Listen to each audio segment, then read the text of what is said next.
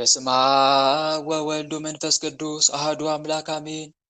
እሴብ ጸጋከ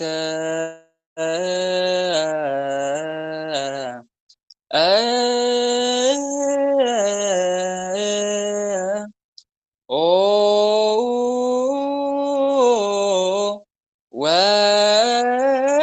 ወልድ ዋህድ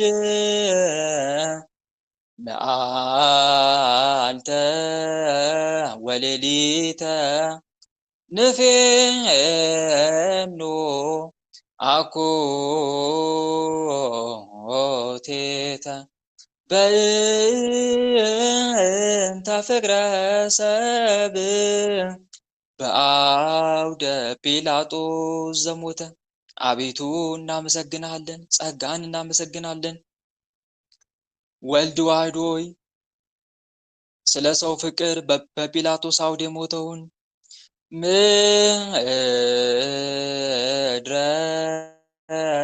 ዘመስረተ ወሳረረ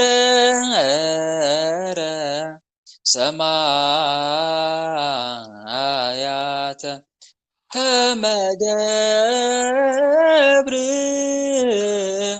ተትተ ወታገሰ ቅንዋተ መስቀል ወጽፋተ። ሰማያትን የዘረጋውን ምድርን የመሰረተውን የቅንዋት መስቀልን የታገሰውን መጸፋትን መሰቀልን መቸንከርን የታገሰውን አምላካችንን እናመስግነው። በአንጻረ መስቀል ቀዊሞ ማይክ እየዘጋችሁ እሺ፣ ዝጉ ማይክ። ዮሐንስ በከየ እንዘ ይብል ወይልየ ወይልየ አማኡተ ከርቱ ከመ ነደ እሳት ውእየ። ማን ነው ማይክ የሚረብሸው? እባካችሁ ዝጉ ማይክ ዝጉ እንጂ አድሚኖች። በመስቀሉ አንጻር ዮሐንስ ቆሞ በመስቀሉ አንጻር ዮሐንስ ወይኔ ወይኔ ወይኔ ይል ነበር። አማኡተ ከርሱ ከመ ነደ እሳት ውእየ፣ አንጀቱን እንደ እሳት እየተቃጠለ ቀነዑኒ ይቤ እደውየ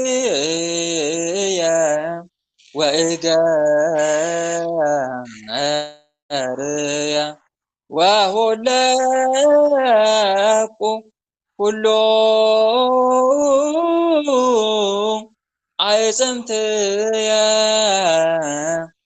ከመ ሰራቂ ወፈያት ጸፍኡኒ መልታትየ። እጆቼንና እግሮቼን ቸነከሩኝ፣ አጥንቶቼም ሁሉ ተቆጠሩ። እንደ ወንበዴ ጉንጮቼን በጥፊ መቱኝ። ፀሐይ ጸልመ ወወርደመ ኮነ ወከዋክብት ወርቁ ፍጡነ ከመ ይርአዩ ዕርቃኖ ለዘአልበሶሙ ብርሃነ። ፀሐይ ጨለመች፣ ጨረቃም ደም ሆነ፣ ከዋክብትም ፈጥነው ወደቁ። የፈጠረን አምላክ ዕርቃኑን አናይም ብለው፣ ብርሃንን ያለበሰንን አምላክ ዕርቃኑን አናይም ብለው እምግብረ ገንፋል ሙስና ለዘመሮሙ መዓልተ በደመና ወሰሰዮሙ መና በአቅለ ሲና ሰቀል ወዲበ ዕፅ በምክረ ቀያፋ ወሐና 40 በመዓልትና በሌሊት በደመና በእሳት አምድ የመራቸውን አምላክ በሐናና በቀያፋ ምክር ሰቀሉት። 40 መዓልተ ወ40 ሌሊተ ለዘአውረደ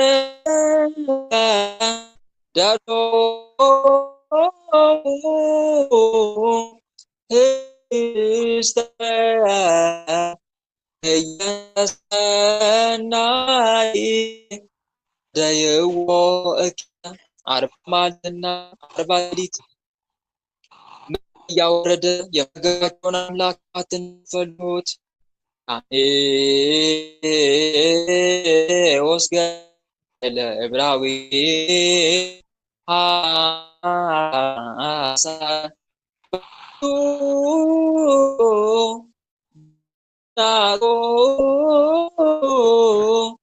ኢተዘከረ ዕብራዊ ርጉም ዲፈጣዩ ታየ ማይበራነ አይሁድ ተመድበሉ ለሰቂ ለአምላክ ተማሃሉ ክቡረ ንጉሰ ሰቀሉ ደሙ ላዕሌነ ወላለ ውሉዱነ ይቤሉ። የአይሁድ ማህበራት ተማከሩ፣ አምላክን ለመስቀል ተማማሉ። የክብርን ንጉስ በመስቀል ላይ ሰቀሉት። ደሙም በእኛና በልጆቻችን ላይ ይሁንብን አሉ። አንስተ ገሊላ ኩሎን አዋሊድያ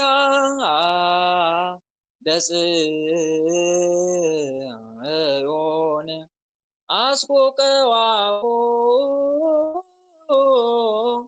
ለመድን ከመ ኦፈ መንጢጥ ዘይሴጽራ ገጾ ከማንበሳ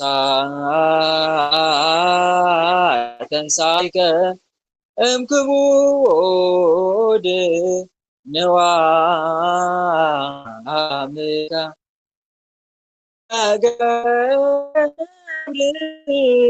ተትከ ይታር ወይስ ሁሉም ጸላትከ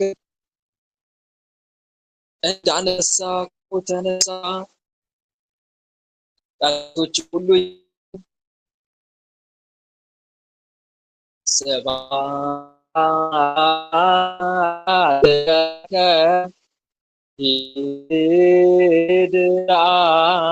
ይድራሙከ እበይ ለተስከ ወምሕረተ ፈኑለ ሕዝብከ ለዓለመ ዓለም። ለአንተ ምስጋና ይገባል፣ ለባሕርይ አባትም ለአብ ስግደት፣ ለመንፈስ ቅዱስም ክብር አክብሮት ምስጋና ይገባል። ምሕረትን ለእኛ ለሕዝብ ላክልን። አሜን አሜን።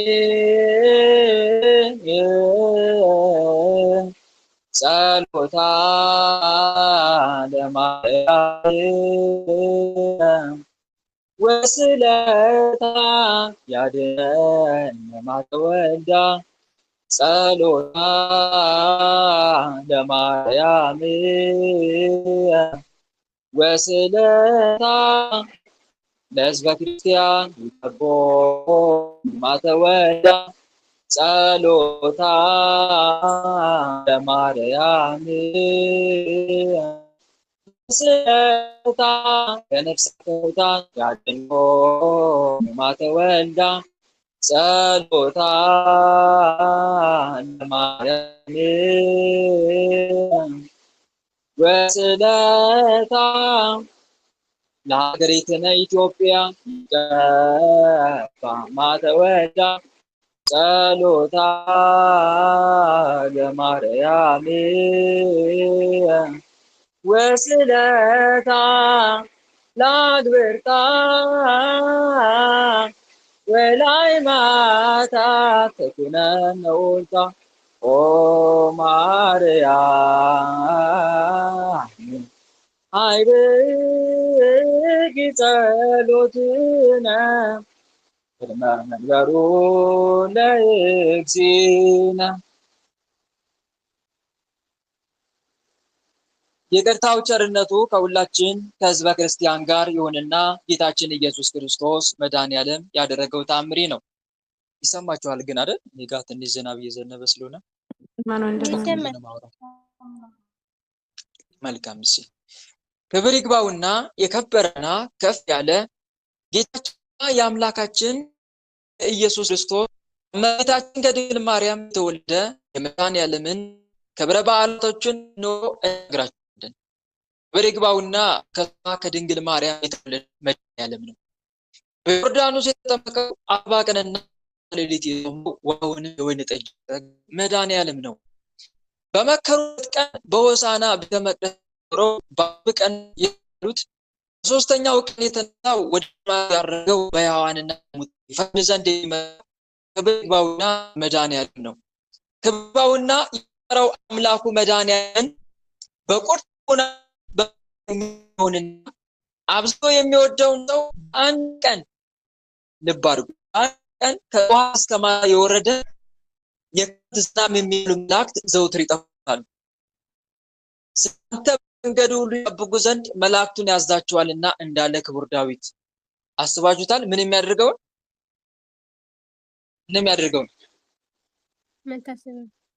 መድኃኔዓለምን የሚያከብረው ነው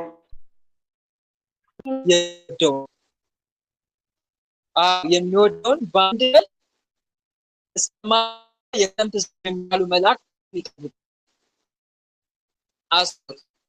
ክብር ይግባውና ወጥ መጠጥም ከሚሰራበት እንጨት የሚወጣውን ጢስ መላእክት ክንፋቸው ያንጎበው በምስራቅና በምዕራብ በሰሜንና በአራቱ ማዕዘነ ዓለም ይሉታል። ምኑን ነው?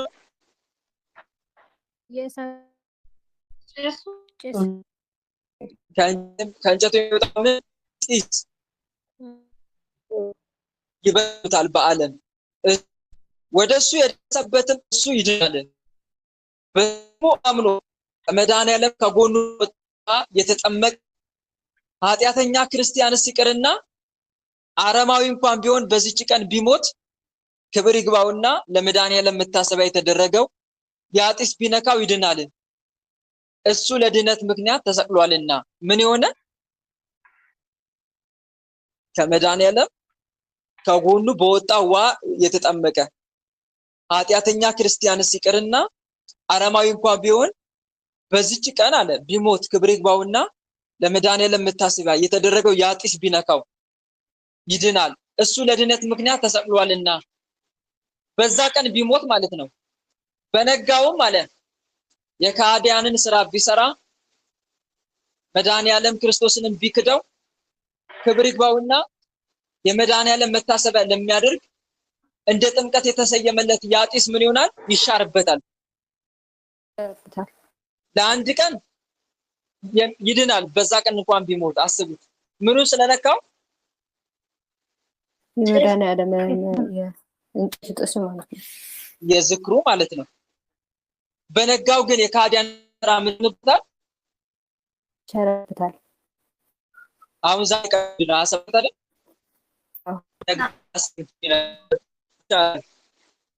የሚወደውና እንዳ በተቻለው የተቸገረ ይስጣ እንጀራ የሚያጠግበው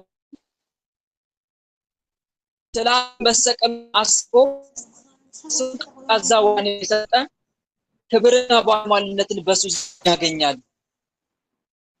መሳፍንቱ በእርሱ ዘንድ መኳንንቱን በመስፍኑ ዘንድ በኃላፊው ቤት እንዲወጡ የመድኃኒዓለም ወዳጅም በማዕረጉ ቤት ያደርጋል። እሳት ባህርን በእግሩ እየረገጠ ነፍሳትን ያወጣል፣ ወድም ያጋጨዋል። በስጋው ስም አያገኘውም። ሰውና ጋንንት በጠብ አይችሉትም፣ መላእክት ይጠብቁታልና። ቢሞትም ስቃይናትን የሚሰጠው ብርሃን ከፀሐይ ብርሃን 7 እጅ ይበልጣል። የማንን ዝክር የሚዘክር? የመድኃኒዓለም። አዎ 7 እጅ ይበልጣል ብርሃኑ የሚሰጠው። ጓደኞቹም ከመላእክት ቅዱስ ሚካኤልና ቅዱስ ገብርኤል፣ ከቅዱሳንም ገብረ መንፈስ ቅዱስና ተክለ ሃይማኖት፣ ከሰማዕታትም እስጢፋኖስና ዮሐንስ ናቸው። በረከታቸው ከሁላችን ጋር ይሁን አሜን። የሰማነውን በልቦናችን ላይ ያሳድርብን። ቸሩ መድኃኒዓለም መታሰቢያውን አድርገን የስሙ ቀዳሽ የመንግስቱ ወራሽ ለመሆን እንድንበቃ አድርገን ከቅዱስ ሥጋው ከክቡር ደሙ በልተን ጠጥተን ዘላለማዊ ሕይወት እንድናገኝ አምላካችን ይርዳን። ጌታችን መድኃኒዓለም ኢየሱስ ክርስቶስ ዕለት ዕለት ልባችን ለጽድቅ ስራ ያነሳሳልን፣ ወደ ቀና ወደ ምሕረት ጎዳናውም ይምራን፣ ፍጻሜያችንን ያሳምርልን አሜን። አባታችን ሆይ በሰማያት የምትኖር ስምህ ይቀደስ፣ መንግስትህ ትምጣ፣ ፈቃድህ በሰማይ እንደሆነች እንዲሁም በምድር ትሁን። የዕለት እንጀራችንን ስጠን ዛሬ፣ በደላችንን ይቅር በለን እኛም የበደሉንን ይቅር እንደምንል፣ አቤት ወደ ፈተና አታግባን ከክፉ ሁሉ አድነን እንጂ መንግስት ያንተ ናትና ኃይል፣ ክብር፣ ምስጋና ለዘላለሙ አሜን። እመቤታችን ቅድስት ድንግል ማርያም ሆይ በመልአኩ በቅዱስ ገብርኤል ሰላምታ ሰላም እንልሻለን። በሐሳብሽ ድንግል ነሽ፣ በስጋሽም ድንግል ነሽ። የአሸናፊ የልዑል እግዚአብሔር እናት ሆይ ሰላምታ ላንቺ ይገባሻል። ከሴቶች ሁሉ ተለይተሽ አንቺ የተባረክሽ ነሽ፣ የማኅፀንሽም ፍሬ የተባረከ ነው። ጸጋን የተመላሽ ድንግል ሆይ ደስ ይበልሽ። ጸጋን የተመላሽ መመኪያችን ሆይ ደስ ይበልሽ። ጸጋን የተመላሽ አማላጃችን ሆይ ደስ ይበልሽ። ልዑል እግዚአብሔር ከአንቺ ጋር ነውና ከተወደደው ልጅሽ ከጌታችን ከመድኃኒታችን ከኢየሱስ ክርስቶስ ዘንድ ይቅርታንና ምሕረትን ለምኝልን ኃጢአታችንም ያስተሰርይልን ዘንድ ለዘላለሙ አሜን። እስመ ለዓለም ምሕረቱ እስመ ለዓለም ምሕረቱ እስመ ለዓለም ምሕረቱ እስመ ለዓለም ምሕረቱ አያልቅም ብዙ ነው የአምላክ ቸርነቱ። አያልቅም ብዙ ነው የአምላክ ቸርነቱ። እስመ ለዓለም ምሕረቱ እስመ ለዓለም ምሕረቱ እስመ ለዓለም ምሕረቱ እስመ ለዓለም ምሕረቱ አያልቅም ብዙ ነው የአምላክ ቸርነቱ። አያልቅም ብዙ ነው የአምላክ ቸርነቱ። ከማርያም የነሳው ያ ቅዱስ ሥጋው ከማርያም የነሳው ያ ቅዱስ ሥጋው ቀራንዮ ሲውል የሚያሳዝን ነው። ቀራንዮ ሲውል የሚያሳዝን ነው። እስመ ለዓለም ምሕረቱ እስመ ለዓለም ምሕረቱ እስመ ለዓለም ምሕረቱ እስመ ለዓለም ምሕረቱ አያልቅም ብዙ ነው የአምላክ ቸርነቱ። አያልቅም ብዙ ነው የአምላክ ቸርነቱ።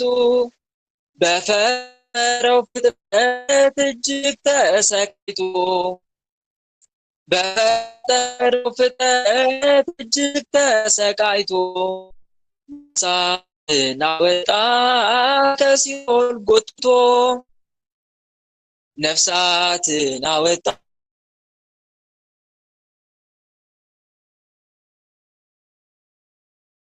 ለዓለም ምሕረቱ እስመ ለዓለም ምሕረቱ አያልቅም ብዙ ነው የአምላክ ቸርነቱ። አያልቅም ብዙ ነው የአምላክ ቸርነቱ። የዝማሬው ባለቤት አምላካችን ልዑል እግዚአብሔር በእውነት ስሙ ከአጽናፍ እስከ አጽናፍ ለዘላለም የተመሰገነ ይሁን፣ አሜን። እኛም በሰማነው ቃል በተማርነው ትምህርት 30፣ 60፣ 100 የምናፈራ ያድርገን፣ አሜን። እህት ወንድሞች፣ እንግዲህ ቅድም ካነበብኩላችሁ ታምር የምትማሩት ነገር ምንድን ነው ቢባል ለስም አጠራሩ ክብር ምስጋና ይግባውና የዓለም መድኃኒት የሆነውን የክርስቶስን መታሰቢያ ማድረግ ምን ያክል ዋጋ እንደሚያሰጥ፣ ምን ያክል ትልቅ ዋጋ እንደሚያሰጥ ነው። ይሄ ትንሹን ያነበብኩላችሁ። ብዙ ቃል ኪዳን አለው በነገራችን ላይ። እኔ ዛሬ ጸሎት ላይ ሳደርስ በጣም የተመሰጥኩበትን ምዕራፍ ተአምር ነው ያነበብኩላችሁ እንጂ በጣም ብዙ አሉበት። ነፍሳትን ሁሉ 40 ቀን እንደሚያወጣ በየወሩም እንደሚያወጣ ይናገራል ድርሳኑ ማለት ነው። እና የቸሩ መድኃኔዓለምን መታሰቢያ ብናደርግ በእውነት ትልቅ ዋጋ እናገኛለን። በምድርም በሰማይም ትልቅ ዋስትና ነው የመድኃኔዓለምን መታሰቢያ ማድረግ፣ በዕለቱ ስጋ ወደሙን መቀበል እና እንደ አቅማችን መታሰቢያን ብናደርግ መልካም ነው እላለሁ። አስበን ዛሬ መድኃኔዓለም አይደለም እንዴ ብለን እሱን ደስ የሚያሰኝ ስራ ከሁሉም ይልቅ አጥብቀን ልንተገብር ይገባል። ይሄ ወንድማዊ ምክሬ ነው እና እሱን እንድናስብም ጭምር ነው ይህን ታምር ሆን ብዬ ያነበብኩላችሁ እና ይህን ይመስላል። ይቅርታ አላብዛባችሁ እዚህ ላይ አሁን ሰዓታችን እየሄደ ስለሆነ ወደ ጥያቄና መልስ እንሻገራለን። አርብ ያልጠየቃችሁ እስቲ ዛሬ ጠይቁ። አርብ ያልጠየቃችሁ እና ድምጻችሁን ከፍ አድርጉ። አንዳንድ ጥያቄ ብቻ። እሺ ጠይቅ እህቴ። እሺ እሺ ወንድሜ፣ ጥያቄው የጓደኛዬ ጥያቄ ነው። ምንድነው ጥያቄው? አይሳ በዚህ በሁለት ወር ሰኔና ግንቦት ላይ በጣም ትጨነቃለች። ማለት ልጇ ያረፈበት ሰዓት ስለሆነ በጣም በቃ ይፈታተናታል። በህልሟ ደግሞ የሞተው ልጇ ሲያጫውታት ነው የሚያድረው ማለት ነው። እና በጣም ተረበሽኩ ነው የምትለኝ። አሁን በጣም ተጨንቃለች። እንዴት ነው ይሄ ኑሮ? ግንቦትና ሰኔ? አዎ ግንቦትና ሰኔ ትጨነቃለች።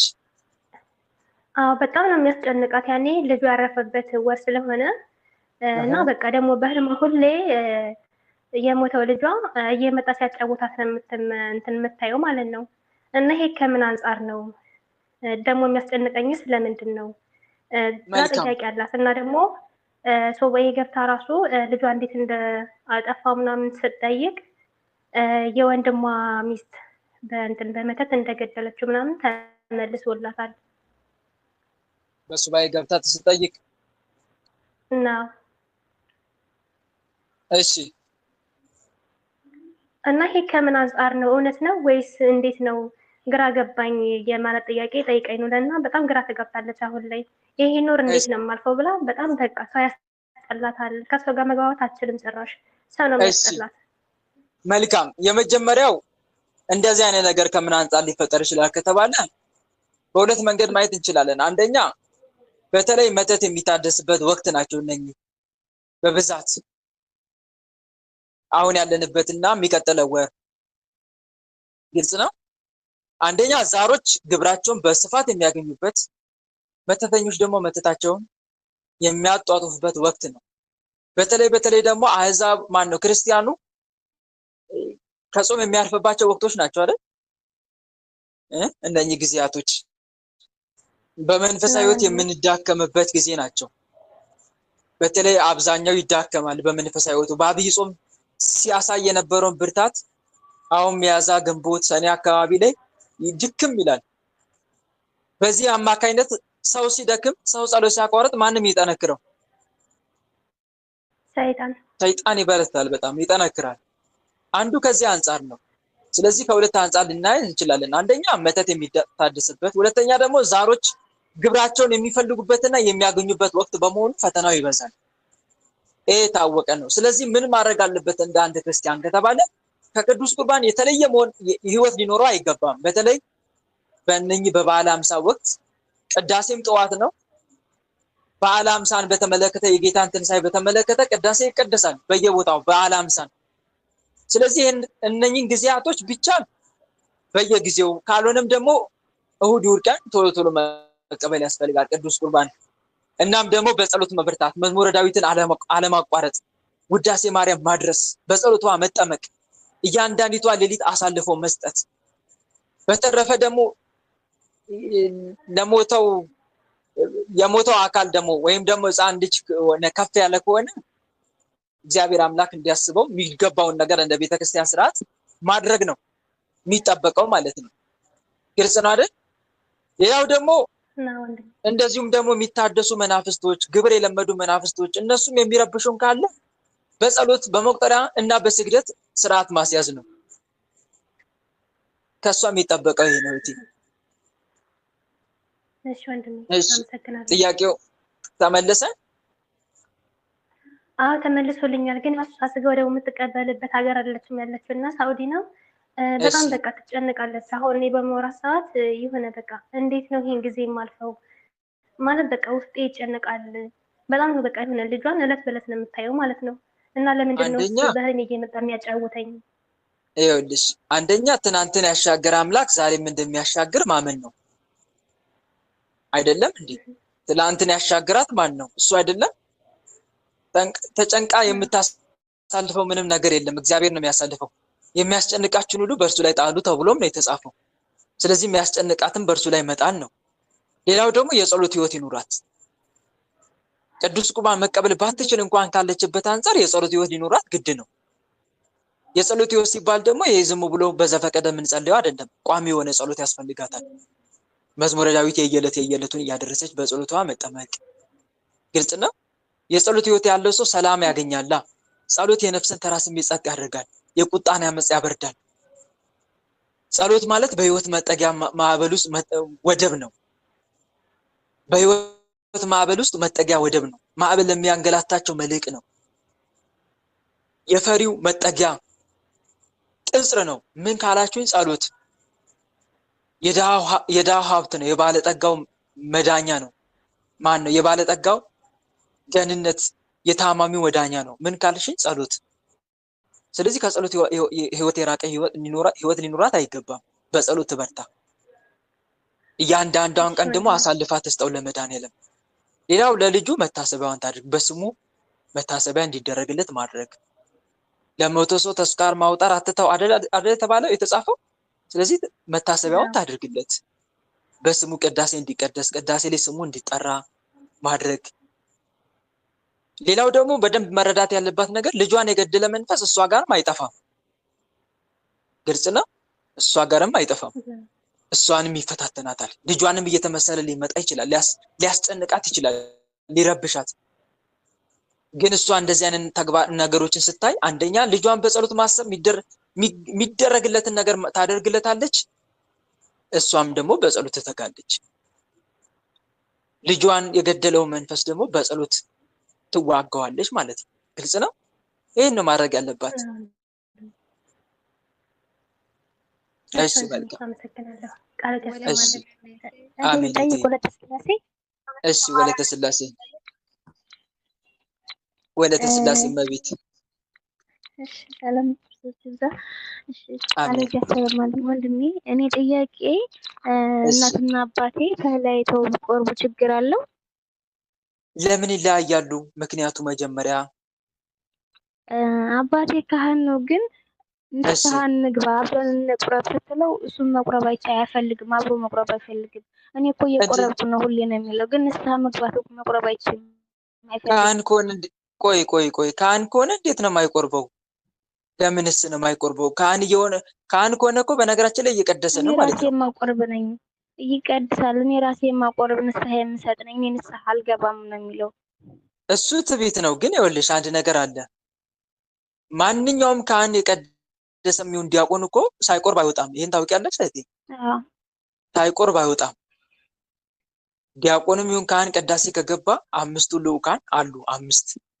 ሁለት አንደኛ ገባሬ ሰናይ ካህን አለ፣ ቅዳሴውን በዋናነት የሚመራ ንፍቅ ካህን አለ፣ ዋናውን ካህን የሚያግዝ ብዙ ነገሮችን ይሰራለታል ውስጥ ቤተ መቅደስ ውስጥ የሚራዳው ማለት ነው። ሌላው 3 ዲያቆናት አሉ። አንደኛው ሰራይ ዲያቆን ይባላል። እሱ ገባሬ ሰናይ በጽዋውን ይዞ ደሙን የሚያቀብል። ሁለተኛው ንፍቅ ዲያቆን አለ። ሶስተኛ ደግሞ ሰሞነኛ ዲያቆን አለ። መጽሐፍ የሚገልጥ ማብራት ጧፍ የሚይዝ በተለምዶ ደግሞ በአሁን ሰዓት ልክ በከተማው ላይ ማይክ የሚይዝ ዲያቆን ማለት ነው። እነኛ አምስቱ ሳይቀድሱ ሳይቆርቡ አይወጡም። መጀመሪያ እነሱ ይቆርባሉ ውስጥ። ግልጽ ነው። መጀመሪያ እነሱ ምን ይላሉ? ቆርበው ከዛ ቅዱስ ቁርባኑን ይዘው ይወጣሉ ወደ ቅድስት፣ ከመቅደስ ወደ ቅድስት። እስመ ኃያል አንተ ቅዱስ ቅዱስ እያሉ ምዕመናኑ ይመጣል፣ ከዛ ያቀበላሉ ማለት ነው። ግን እነሱ አስቀድመው ቆርበዋል፣ ውስጥ አስቀድመው ቆርበዋል እና ሳይቆርብ የሚወጣ ካህን የለም። ስለዚህ እንቁረብ የሚለው ጥያቄ አሁን አንቺ በአንድ ነገር ወስዳለሁ። ሰው ንስሐ አሁን ለምሳሌ አባትሽ ንስሐ ሳይገባ እየቀደሰ ኃጢአት እየሰራ ሳይገባ ዝም ብሎ እየቀደሰ እየቆረበ የሚወጣ ከሆነ በጣም የሚያሳዝን ነው። የሚቀበለው ለፍርድ ነው ማለት ነው። ግባ ነው ምናኔ አብራችሁ ንስሐ ግቡና አንተም ስትቀድስ ገብቶኛል። እና እንደዛ ከሆነ ደግሞ የምንቀበለው ለፍርድ ነው ማለት ነው። ግልጽ ነው። ለፍርድ ማለት የሚቀበል ይመስለዋል፣ ግን መላእክት አንደኛ ይወስዱበታል። አገልጋይ ካልበቃ ለምዕመን ይሰጣሉ እኮ መላእክት። ይሄን ታውቃላችሁ ወንድሞች? አገልጋይ ካልበቃ ለማን ይሰጣል? ለምዕመን። ሁለቱም ካልበቁስ? ምዕመን ካልበቃ ለአገልጋይ፣ ሁለቱም ካልበቁ በበረሃ ላሉ ቅዱሳን አባቶች ይሰጣቸዋል ተወስዶ። እነኛ የተቀበሉ ይመስላቸዋል፣ ግን አልተቀበሉም። ግን ለኩነኔ ነው የሚቀበሉ፣ ለኩነኔ ነው። በጣም ከባድ ነው እና ዞሮ ዞሮ እንደዚህ ነው። ስለዚህ እንደሚገባው መቀበልና ለመቀበል በሚለው እንውሰደው አይደል? እንደሚገባው ይቀበላል ወይስ አይቀበልም? ለዚህ ደግሞ የሚባለው ንስሐ መግባት፣ ንስሐ እንዲገባ መምከር።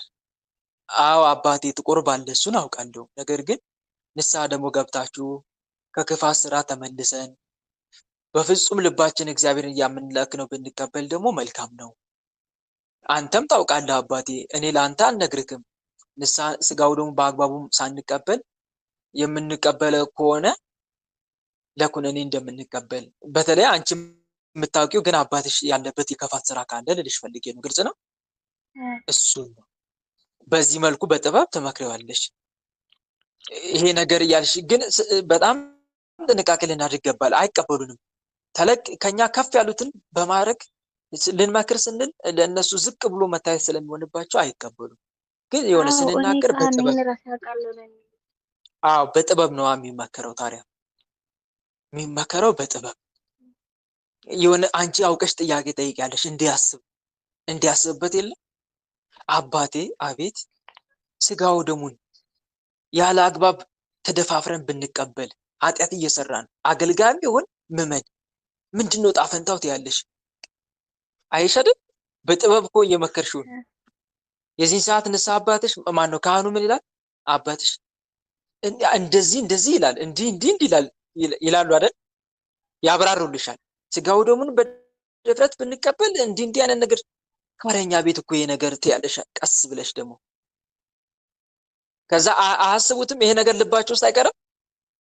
አይምሯቸው ላይ ጥያቄ አይፈጠርም? ይፈጥራል አይደል? እንዲህ ነው በጥበብ የሚናገረው እንጂ በቀጥታ ሄደሽ እንዲህ ብትናገር አይሰሙሽም። ይሄ ታወቀ ነው። እና ጥበብ ተጠቀሚ ልልሽ ፈልጌ ነው። እሺ አሁን እሷ ሁሌ መቁረብ ትፈልጋለች እናቴ ማለት ነው። ግን ደግሞ አብረን ንስሐ ገብተን አብረን እንቁረብ ነው የምትለው። እሱም ቢያላት ሌላ ቦታ ሄዳ ብቻዋን መቁረብ ትችላለች?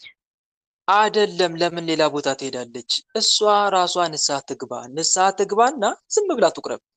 አገልግሎት ላይ ያለ ሰው እኮ ነው። ግልጽ ነው። ስለዚህ ችግር የለውም ሲቆርብ ማለት ነው። አዎ ችግር የለውም። አገልጋይ አይደል እንዴ? አሁን እኮ ንስሐ አባትሽ ጋር የጎደለው ነገር ንስሐ መግባትና ለመግባት ነው እንጂ እየተቀበልን ኦሬዲ በምን በአገልግሎት ምክንያት። ግልጽ ነው።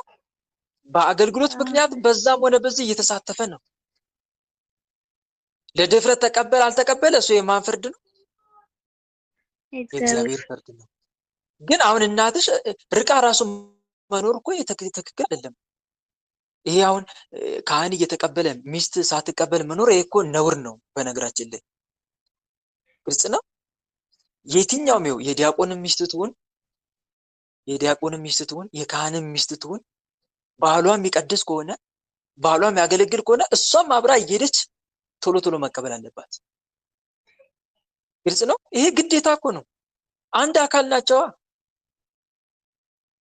ሁለት አካል አይደለም፣ አንድ አካል ናቸው። ባል በቅዳሴ የተሳተፈ እሷ ማትቆር ይሄ በጣም ከባድ ነው። እሱ ሲቀድስ እሷ ሜዳ አብራ አስቀድሳ ትቀበላለች ከባሏ እጅ። ደስ አይልም? ከባል እጅ ቅዱስ ቁርባን መቀበል በጣም ደስ ይላል። እና እንደዚህ ነበረ መኖር ያለባት ልጅ ፈልጌ ነው። እስካሁንም ዘግይታለች። ንስሐ ገብታ ትቀበል ዝም ብላ። እሺ ይሄን ይመስላል። እሺ እንደሚቀርት ያሰማል፣ ጸጋውን ያምሳል። አመሰግናለሁ። አሜን አሜን። እሺ እኔ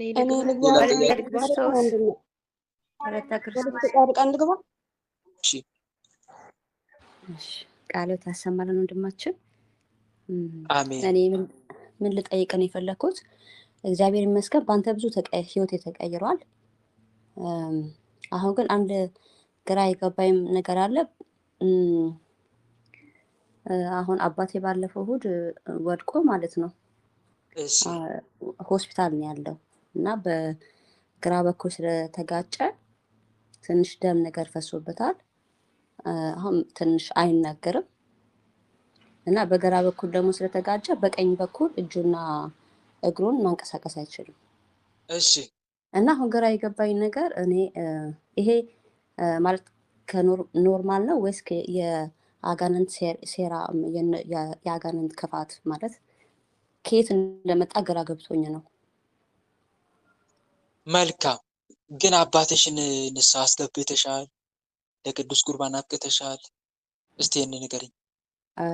እኔ እስከማውቀው ድረስ እናቴ በህይወት የለችም፣ ግን በህይወት እያሉ ሁለቱ አብረው ቁርቡ ነበር።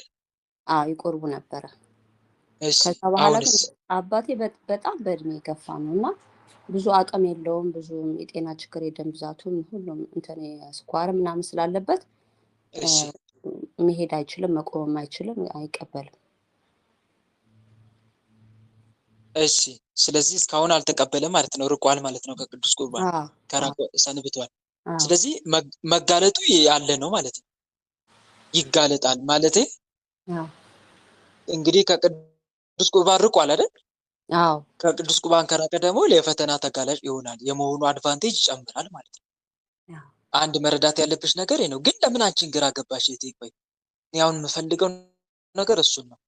ከምን አንጻር ነው ግራ ሊገባሽ ይችላል? እኔ ብዙ ጊዜ ማለት በተለይ በረከት ስራዎችን መስራት ስጀምር ፈተና ይመጣብኛል። አሁን ከዚህ በፊት በቤቴ በኩል ነበር ፈተና ይመጣብኝ።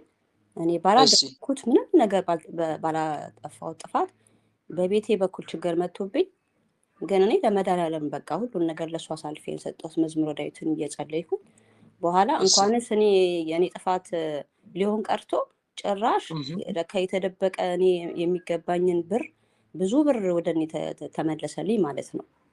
እግዚአብሔርን አመሰገንኩኝ። የማደርገውንም በአቅሜ ለቤተ ክርስቲያን እንትን አደረኩ ማለት ነው። አሁን የሆነ በቃ ሌላ ምን መናገር የማልፈልገው የበረከት ስራ መስራት ስጀምር በዛ በኩል የሆነ ነገር እንደዚህ ይመጣብኛል። እኔ ጋር ምንም ነገር ማድረግ አልቻለም መንፈሱ። በእርግጥ ሰላም ነው ህይወቴ። በአንተ ተቀየሬያለሁ። ብዙ ህይወቴ ተቀይሯል። ምንም ነገር በቃ የስራ ገንዘብ ሁሉም እድሌ ተከፍቷል። ከ10 ዓመት በላይ ተዘግቶ የነበረ ማለት ነው። እግዚአብሔር ይመስገን። እሺ እግዚአብሔር ይመስገን። እኔ ሁሌ እያለቀስኩኝ እግዚአብሔርን አመሰግነዋለሁ። ይሄም ደግሞ በአንተ ምክንያት ነው። ያንተን ትምህርት እያዳመጥኩኝ የተቀየርኩት ማለት ነው። ህይወቴ በጣም ተቀይሯል። ከልጆቼ ጋር ሆኜ ነው ስጋው ደግሞ የምቀበለው። በተቻለ መጠን ሰግዳለሁ፣ ጸልያለሁ። የበረከት ስራዎችን እንደ አቅሜ እሰራለሁ። ደስ ይላል በጣም። እሺ እግዚአብሔር ይመስገን። እውነት ያለኝ ህይወት እኔ እንደኔ መድኃኒዓለም ለሁሉም ሰው ይድረስላቸው ማለት ነው። አሜን አሜን። ብዙ ጊዜ በእኔ ሳይሆን ወይ በአባቴ በኩል ወይ በሌላ በኩል የምፈተነው እና ይሄንን አሁን እንዴት ምን ትመክረኛለህ? ምን ላድርግ? መልካም እህት ዓለም፣ አንደኛ ከአንቺ የሚጠበቀው አንድና አንድ ነው። ምንድን ነው ካልሽ ችግር በገጠመሽ ፈተና በገጠመሽ ቁጥር ወደ መድኃኒዓለም መጮህ ነው። ግልጽ ነው። የመጀመሪያው ተግባርሽ እሱ ነው። አንደኛ ወደ ማመጮው ወደ መድኃኒዓለም መጮህ። ምክንያቱም ራሱ እንዲህ ብሏል፣ በመከራ ጊዜ ጥራኝ አድንም አለው አንተም ታከብረኛለህ። ይሄ የመድኃኒዓለም ቃል ነው። መዝሙረ ዳዊት መዝሙር 49 ቁጥር 15 ላይ ማንበብ ትችያለሽ። ቅዱስ ጳውሎስም ፈተና በገጠማቸው ጊዜ በአንዳች ነገር አትጨነቁ ወደ እርሱ ጩሁ እንጂ ይላል ቅዱስ ጳውሎስም ፊልጵስዩስ መልእክት ምዕራፍ 4 ቁጥር 6 ላይ። ቅዱስ ጴጥሮስም እርሱ ስለእናንተ ያስባልና የሚያስጨንቃችሁን ሁሉ በእርሱ ላይ ጣሉት ይላል አንደኛ ጴጥሮስ ምዕራፍ 5 ቁጥር 6 ከ10 ላይ። ስለእናንተ ያስባልና የሚያስጨንቃችሁን በማን ላይ ጣሉት? በእርሱ ላይ ጣሉት። ይሄ የአንድ ክርስቲያን ተግባር ነው። ፈተና በገጠመው ጊዜ ወደ መድኃኒዓለም መጮህ። ሁለተኛው ተግባር ምንድነው ከተባለ ትዕግስት። ልዩ ልዩ ፈተናን እንደ ሙሉ ደስታ መቁጠር። ግልጽ ነው። እንደምን መቁጠር? እንጂ ደስታ መቁጠር። ቅዱስ ያዕቆብ እንዲህ ብሏል፣ ወንድሞቼ ሆይ የእምነታችሁ መፈተን ትዕግስትን እንዲያደርግላችሁ አውቃችሁ ልዩ ልዩ ፈተና ሲደርስባችሁ እንደ ሙሉ ደስታ ቁጠሩት ይላል። እንደ ሙሉ ደስታ ቁጠሩት። አሁንም ቅዱስ ጴጥሮስ በእናንተ መካከል እንደ እሳት ሊፈትናችሁ ስለሚሆነው መከራ ድንቅ ነገር እንደመጣባችሁ አትደነቁ፣ ክብሩ ሲገለጥ ሐሴት እያደረጋችሁ ደስ እንዲላችሁ በክርስቶስ መከራ በምትካፈሉበት ልክ ደስ ይበላችሁ ይላል። ይሄም የቅዱስ ጴጥሮስ ቃል ነው እና ምልልሽ ፈልጌ ነው። አንደኛ እንደ ሙሉ ደስታ እየቆጠሩ መታገስ፣ ሶስተኛ ደግሞ የቅዱሳን ሕይወትን ማንበብ። ይሄ ያጸናሻል፣ እምነትሽን ተረዳሽ። ይሄ ነው። ሌላው በተረፈ ልነግርሽ መፈለገው ነገር እኛ ወደ ክርስቶስ ስንቀርብ በዛው ልክ ፈተናዎች ይገጥሙናል። ፈተናዎቹ ደግሞ አይነት አላቸው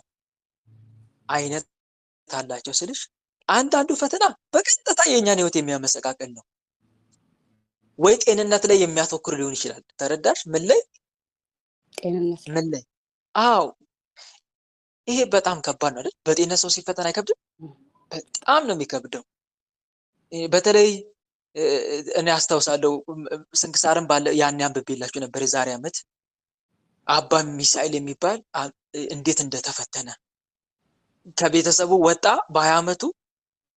ከዛ በኋላ መነኮሰ በእግዚአብሔር ፈቃድ 20 ዓመት ሙሉ ታሞ ነው የሰነበተው። እየማቀቀ እየተሰቃየ ምንም አላደረገም እኮ ግን በጣም እንደው መነኮሳት ሁሉ አርቁት ይሄን ሰው ብለው ገፍትረው እስኪያስወጡት ድረስ ለተወሰነ ጊዜ ጠያይቁት። ከዛ በኋላ ዞር ብሎ አላዩትም። በህመም እየተሰቃየ ከዛ አባ በስምንት የሚከበሩ ማን ናቸው? አባ ኪሮስ እሳቸው በመንገድ ሲሄዱ አዩትና ከሩቅ ይማቀቃል በህመም። ግን ከሩቅ ቀና ብሎ ሲያይ ደግሞ 4ቱ መላእክት ክንፋቸውን ዘርግተው ሰይፋቸውን መዘው እየጠበቁት ነው። ከዛ እናንተ የክርስቶስ ወታደሮች ብሎ ሰላም ተሰጣቸው። አንተም የክርስቶስ ወታደር እንዴት አለ አሉት። እግዚአብሔር ይመስገን። እዚህ ለምንድን ነው ምን ያክል ጊዜ እንድትቆዩ ነው የታዘዛችሁት አላቸው። ይሄ ድሃ ነፍሱ ከስጋው እስክትለይ እግዚአብሔር እንድንጠብቀው አዞናል። እነ ቅዱስ ሚካኤል ናቸው እኮ የሚሉት። ይሄ ድሃ ነፍሱ ከስጋው እስከምትለይ እንድንጠብቀው ፈጣሪያችን አዞናል። ለዛ ነው የምንጠብቀው። ከዛ ጠጋልና ምን ያክል ታመምክ? ይሄን ያክል ዓመት የሚጠይቅ ሰው አለ? አባቴ መነኮሳቱ ከጠየቁኝ 15 ዓመት ምናምን አልፏቸዋል። እና እየተሰቃየን ያሳለፍከው? አዎ። መጀመሪያ እስቲ አኗኗር እንዴት ነበር? የአባቱን ብልጽግና ምንም ሰዓት እንደኖረ አባቱ ንጉስ እንደሆነ ተናገረ። ከዛ አጽናናውና አባቴ እውነት ነው ለበጎ ነው ይሄ ሁሉ እቀበላለሁ የፈጣሪ ፈቃድ ብሎ መሰቃይቱን ሲቀጥል አባ ኪሮስ ቀናሉና ጌታ ሆይ ጻሩ በስቶበታልና እባክህ አሰናብተው ብሎ ጸለየ። ወዲያው ቸሩ መድኃኒዓለም ከእልፍ አእላፋት መላእክት ጋር መጣና ወዳጄ ኪሮስ ይህንን ሰው እንዴት እንደምወደው አሳያለሁ ብሎ ነፍሱን በክብር ከስጋው ለያትና እቅፍ አድርጎ ስሟት በእሳት ሰረገላ አስቀምጦ ሄደ። አሁን ልነግርሽ የፈለኩት ምን መሰለሽ እቴ፣ ይሄ ደዌ እዚህ ጻድቅ ላይ የመጣው ኃጢአት ስለሰራ ወይም አጋንንት ኃይል ስላገኘ ወይስ ፈጣሪ ስለፈቀደ? ፈጣሪ ስለፈቀደለት ነው አይደል? ተጋድሎ እንዲሆነው አይደል? ተጋድሎ እንዲሆነው ለበጎ እኮ ነው፣ ዋጋ እንዲጨመርለት ነው።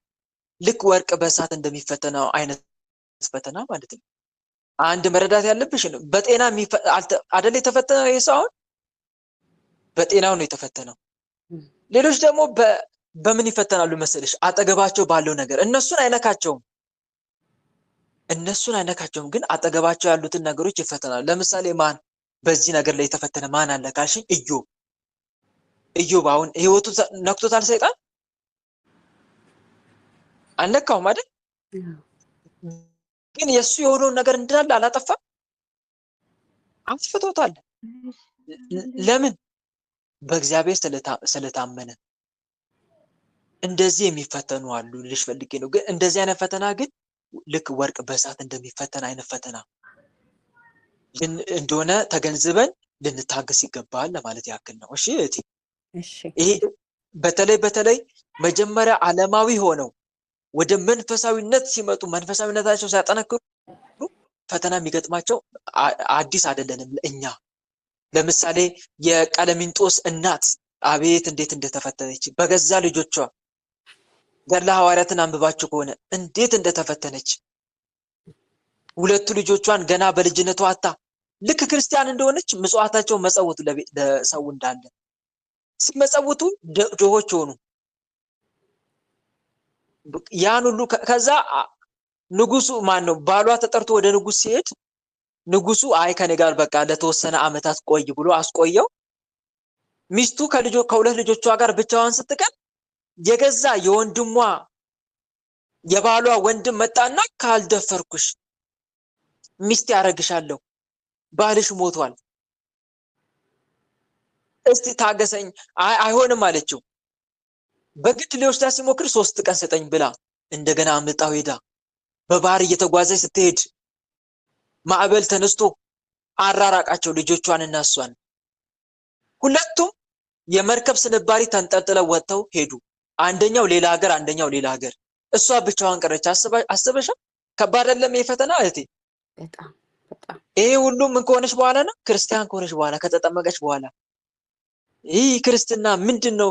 ፈተና የበዛበት ነው እንዴ ብላ እኮ ጥላ እንድትወጣ እኮ ነው ዓላማው። የሰይጣን ዓላማው እሱ ነው። እግዚአብሔር ግን ለብዙ ነገር እያዘጋጃት ነው፣ ለበረከት እያዘጋጃት ነው። አንድም በመፈተኗ ዋጋዋ ከፍ እንዲል ነው። ፈተናው ጸናባት። አስቢ፣ አንደኛ ባሏ ተይቷታል፣ ሁለተኛ ልጆቿ በቃ እንደሞቱ ነው የቆጠረችው። በቃ ሞተዋል በማዕበል ሰጥመው ብላ ሁሌ ባህሩ ላይ እየሄደች ታለቅስ ነበር ይላል ገድሉ ላይ። ገድለ ሐዋርያት ላይ አንብቤዋለሁ እኔ። ባህር ላይ እየሄደች ታለቅሳለች ልጆቼ እያለች። ከብዙ ጊዜ በኋላ በቅዱስ ጴጥሮስ ስብከት አምነው ልጆቿ ተገናኙ። እግዚአብሔር ባወቀው አገናኛቸው። እና እንዲህ አይነት ፈተና ይገጥማል ብዙም ጊዜ።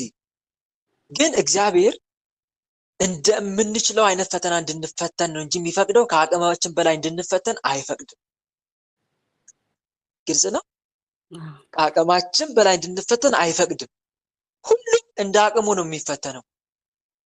እንደ አቅሙ። ለሰው ሁሉ ከሚሆነው በቀር ምንም ፈተና አልደረሰባችሁም፣ ነገር ግን ከሚቻላችሁ መጠን ይልቅ ትፈተኑ ዘንድ የማይፈቅድ እግዚአብሔር የታመነ ነው ተብሎ እንደተጻፈው ማለት ነው። እና እህት ዓለምዬ አንቺ ማድረግ ያለብሽ ነገር ምንድነው ከተባለ ቤተሰቦችሽን የሚያሰቃይ ከሆነ የሚፈታተን ከሆነ ቤተሰቦችሽን ለቅዱስ ቁርባን እንዲበቁ ማድረግ፣ እንዲጸልዩ እንዲሰግዱ የጸሎት ህይወት እንዲጀምሩ ማበረታታት፣ አንቺም አብረሽ ለነሱ መጸለይ መስገድ፣ እነሱ በጸሎት ማሰብ፣ እነሱ መምከር፣ ከቃለ እግዚአብሔር እንዳይለዩ ማድረግ ከአንቺ የሚጠበቀው ይሄ ነው። እሺ፣ በተረፈ አለመጨነቅ። ይሄን ይመስላል። አይ አልጨነቅም። በሚገርም ሁኔታ ውስጤ በጣም የተረጋጋ ነው። እኔ ከሚገርመኝ በላይ ማለት ነው። ለእግዚአብሔር ሁሉ ነገር አሳልፌ ስለሰጠሁኝ ተረጋግቼ ነው ያለሁት። እሺ፣ መልካም። እሺ፣ እግዚአብሔር ይስጥልኝ፣ ጸጋውን ያብዛል፣ እድሜ በጤና። አሜን። እኔ ወለተ ማርያም። እሺ፣ ስም እየጠራችሁ። እሺ፣ ወለተ ማርያም ቀጥይ። እሺ፣ አመሰግናለሁ። ቃለ በረከት ያሰማልን ሁላችን። የኔ ስለ ስራዬ ነው። ስራ እየሰራሁ ያለ አንድ ቤት አመት ሰርቻለሁና ከዚያም አመቱ ሙሉ ጸሎት አደርጋለሁ። መቁጠሪያም ሁሉን በስነ ስርዓት ነው የማደርገው። አሁን ድንገት ማለት ነው ተነስተው ተኝቼ ንስት በማለቴ ከዚያ ስራሽን እንትን ብለናል አንፈልግም ምናምን ብለው አሉ። እንዴት ስላቸው መቁጠሪያ ሁሌ እየቀጠቀጠኝ እና አንተን አንልም ብሎ በዚህ አሁን በጣም ስራዬ በጣም ፈልጓል። ከዚያ ላይ ለጸሎት በጣም እንትን አለኝና ይሄ ምንድነው ምን የተነሳ ስራዬን በጣም ፈልጓለሁ።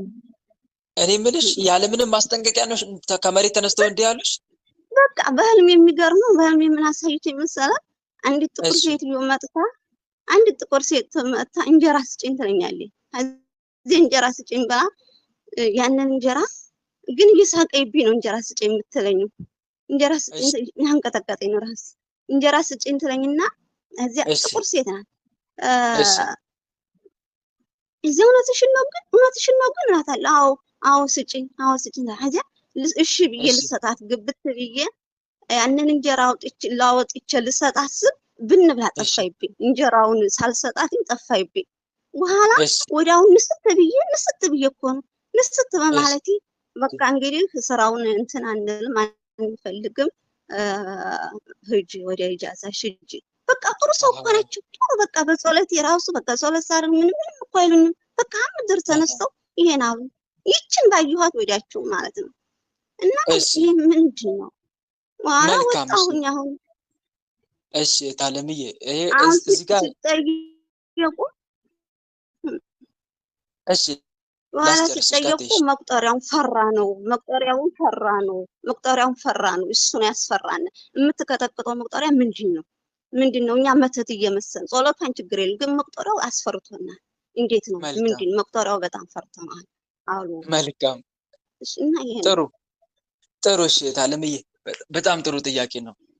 እኔ እንደተረዳሁት ከሆነ ግን ታለም ህልሙ ጋር ከተያያዘ አንደኛ በተለይ የስራ እድል መተት ካለ የስራ እድል መተት አንድ እሱን ነው እኔ ማየው እየተገነዘብኩ ያለሁት። ሁለተኛ ደግሞ አንደኛ የስራ እድል መተት ሰላቢ እነኚህ መናፍስቶች ሳይኖሩ አይቀሩም። ይታደሳሉ፣ ይመጣሉ፣ በስራሽ ላይም ለመተናኮል ይፈልጋሉ። የታወቀ ነው። ግን መቁጠሪያው አንደኛ ሰዎቹ እንደዚህ መናገራቸው ጠላት እረፍት የነሳው አንዱ እሱ ነው ማለት ነው። መቁጠሪያው አንዱ መረዳት ያለብሽ ነገር ይሄ ነው እንጂ ከመቁጠሪያው ጋር እነሱ ሰዎችም ያያይዛቸው ሆኖ አይደለም። ባጭሩ እነሱ መቁጠሪያው ሲሉሽ መቁጠሪያው እረፍት ነስቶኛል አትከትቅጭ እያለሽ መሆኑን ተገንዘቢ ልልሽ ፈልጌ ነው። ተረዳሽ? እሱ ነው። ግን ይኸውልሽ እንዲህ አይነት ነገር ሲፈጠር አንደኛ በመቁጠሪያው ዙሪያ ግር የሚላቸው ከሆነ ለሰዎቹ በሚገባ ማስረዳት ነው። በሚገባ መቁጠሪያ ምን መሰላችሁ ብለሽ አንድ በአንድ ማስረዳት ነው። እኔ መቁጠሪያ የምጠቀምበት ምክንያት ጠላትን ለመገሰጽ ነው። ግልጽ ነው። ጠላትን ምን ለማድረግ? ለመገሰጽ። በእኛ አስተምሮ እምነት መሰረት መናፍስት ሰውነት ውስጥ እየገቡ ይፈታተናሉ። እናንተ ሰይጣን የምትሏቸው ማለት ነው። ግልጽ ነው። እንዲህ ነው የምትያቸው። በሽታው ማራቅ መቻል አለብሽ ከነሱ። የሰው ልጅ የአንድን ነገር በሚገባ ከተረዳ አይቃወምም። ግልጽ ነው። በሚገባ ታንተንን ካስረዳ ነው አንድን ሰው የመቃወም አድቫንቴጁ በጣም ያነሰ ነው። እና እናንተ ሰይጣን የምትሉት አጋንንት የምትሏቸው በእኛ አስተምሮ መሰረት ሰውነት ውስጥ እየገቡ ይፈታተናሉ። ሰውነት ውስጥ እየገቡ በምንድን ነው የሚፈታተኑኝ ካላቸው አንደኛ በጭንቀት ይፈታተናሉ፣ ሁለተኛ በሽታ በማምጣት ይፈታተናሉ። ስለዚህ እነኚህ መናፍስቶች የአምላካችንን ስም እየጠራን ሰውነታችንን በመቀጥቀጥ ብንገስጻቸው ስራቸውን ያቆማሉ። ግልጽ ነው። የማንን ስም እየጠራን? የአምላክን ስም እየጠራን በአምላክ ስም ስራችሁን ያቆሙ እያልን ስንቀጠቅጥ ሰውነታችንን ገረፍ ስናደርግ ያን ስራቸውን ስለሚያቆሙ ነው ይሄን የምናደርገው። ግልጽ ነው እንጂ ከመተት ጋር የሚያያዝ ሆኖ አይደለም። ከመተት ጋር የሚያያዝ ሆኖ አይደለም ብለሽ ማስረዳት። ሁለተኛ ሲቀጥል ደግሞ አንቺ የምትናገረው ንግግር እያንዳንዱን እንዲቀበሉትና በእነሱ ፊት ሞገስ እንዲሰጥሽ ደግሞ አንቺ ጸሎት ማድረግ አለብሽ። አምላክሽን መድኃኒዓለምን አሁን ዛሬ መድኃኒዓለም አይደለም ቶሎ ብለሽ መልኩን አውጥተሽ መልኩን ታደርሻለሽ። ጌታዬ መድኃኒዓለም እባክህ በአሰሪዎቹ ፊት ሞገስን ስጠኝ። ጌታዬ ንግግሬን ተግባሬን ሁሉ እንዲቀበሉ አድርግ። አንተ ከሰው ሁሉ ጋር የምታስማማ አምላክ ነህና እባክህ ከእነኚህ ጋር አስማማኝ። ስራዬንም ለቅቄ እንድወጣ አታድርገኝ። ስራዬን ለአንተ አሳልፌ ሰጥቻለሁ። ጌታዬ ስማኝ፣ አምላኬ እርዳኝ።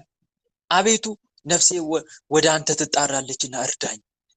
ዋስ ከነፍሴ ደርሶብኛልና አድነኝ እያልሽ መዝሙረ ዳዊትን እየጸለሽ በተለይ መዝሙረ ዳዊት አቤቱ እስከ መቼ ፈጽመህ ትረሳኛለህ አምላኬ አምላኬ ወደ አንተ ጮኩ አድነኝ ማን ነው መዝሙር 21 ላይ ለምን ትተወኛለህ እኔን ከማዳን ከጮቴ ቃል ሩቅ ነህ እያልሽ በተመስጦ ለምኙ በእውነት ይሰማሻል እባክህ ሞገሱ ነኝ በሁሉ ፊት ሞገስን አድለኝ እንዳይቃወሙኝ አድርግ ላንተ የሚሳን ነገር የለም አምላኬ እያልሽ እንትን ተማጽኖ አድርጊ እሺ ይሰማሻል በጨነቀኝ ጊዜ ወደኔ ጩ እኔም እደርስልሃለሁ ብሏልና አንቺ ካንቺ ተጠብቀው በሱባኤ በስራዬ በዚሁ ሱባኤ ልግባ በጣም ስራዬን በጣም ፈልጋለሁ ጥሩ ሰው ናችሁ ትችያለሽ በደንብ ትችያለሽ እቴ አሁን ለምሳሌ ዛሬ ከምሽት 12 ሰዓት ጀምረሽ ሌሊቱን እየጸለሽ ማድረግ ትችያለሽ በቃ የአንድ ቀን ሱባኤ ማለት እሱ ነው ሌሊቱን እየጸለዩ ማደር ሳትተኚ ማለት ነው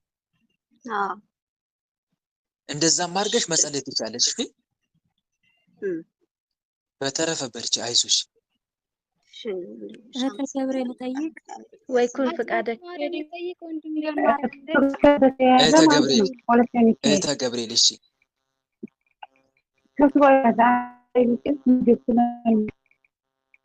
እህተ ገብርኤል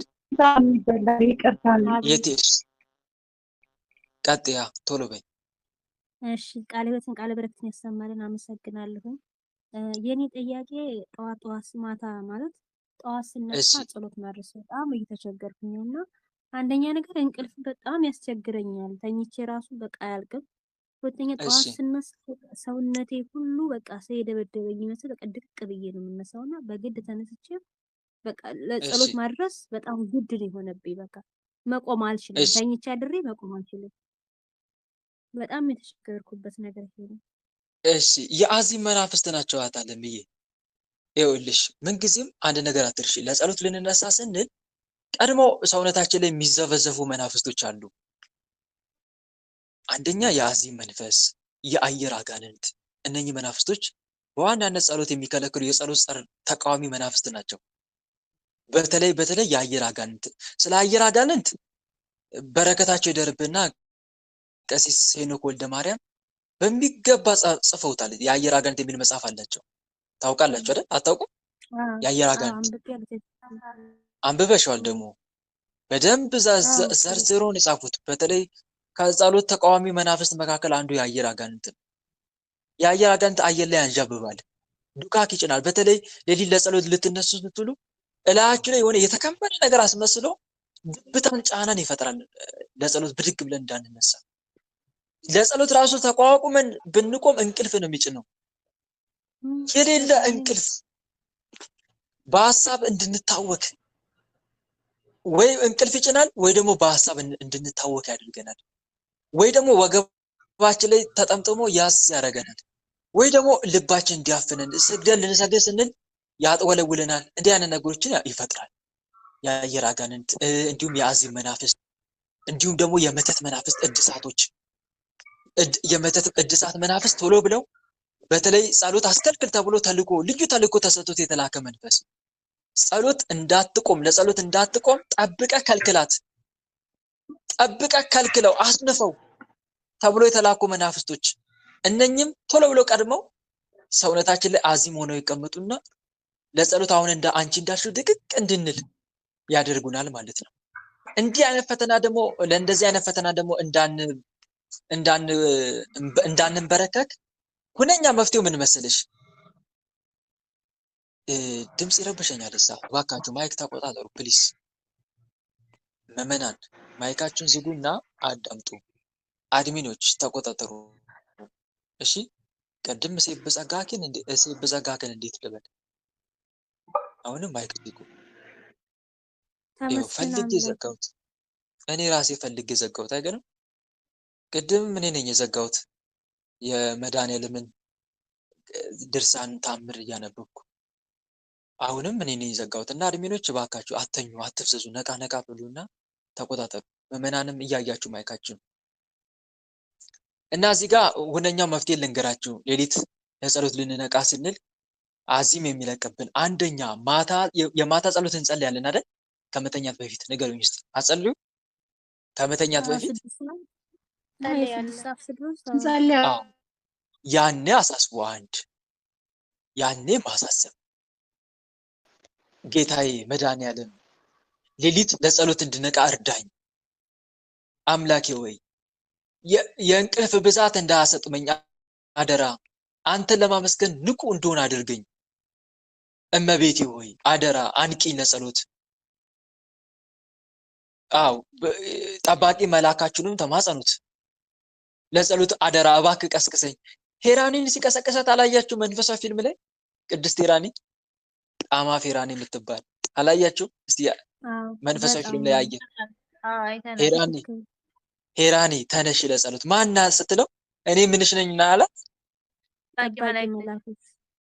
ይቀሰቅሳል ጠባቂ መልአክ እኮ ተነስ እያለ ይቀሰቅሳል ለጸሎት እና ጠባቂ መልአካችሁንም ንገሩት እግዚአብሔር በእኔ ላይ የሾመ የምትጠብቀኝ የእግዚአብሔር መልአክ እባክህ አደራ ለጸሎት ቀስቅሰኝ የእንቅልፍ ብዛት እንዳያሰጥመኝ ለጸሎት ቀስቅሰኝ ሌሊት ተነስቼ ፈጣሪ ማመስገን እፈልጋለሁ ጠላቶቼ ደግሞ ላይ ተጭነው ዱካክ እንዳይሆኑብኝ አንተ በእሳት አንሳልኝ እኔ ላይ አታሰልጠናቸው እባክን ብላችሁ ተማጽናችሁ ተኙ ይሄ በጣም ሁነኛ መፍትሄ ነው ከመተኛት በፊት ጸሎት አድርጎ መተኛት አንዱ ይሄ ነው ይሄን እንድታደርጉ ሁለተኛ ደግሞ መኝታ ላይ ጸበል እርጩ መኝታችሁ ላይ መተኙበት ቦታ ላይ አለ አይደል እሱን ጸሎት ያደረጋችሁበት አሁን ለምሳሌ የማታ ጸሎት ጸልያላችሁ አይደል ለምሳሌ አርጋኑን ጸሎት ይችላልላችሁ የአርጋኑን የጸሎት ዋላ አይደል እሱን መኝታችሁ ላይ እርከፍ ማድረግ ምክንያቱም እዛ ላይ ሆነው ነው አዚም የሚሆኑብን ዙሪያችን ጸበል መርጨት እንዲህ በማድረግ እነኚህ ክፉ መናፍስ ከኛ ላይ ማስወገድ እንችላለን ሌላው ደግሞ ልክ ጸሎት ከእንቅልፋችሁ ትነሳላችሁ አይደል እዛው በተቀመጣችሁበት ሆናችሁ ስብሐት ለአብ ስብሐት ለወልድ ስብሐት ለመንፈስ ቅዱስ አትሉ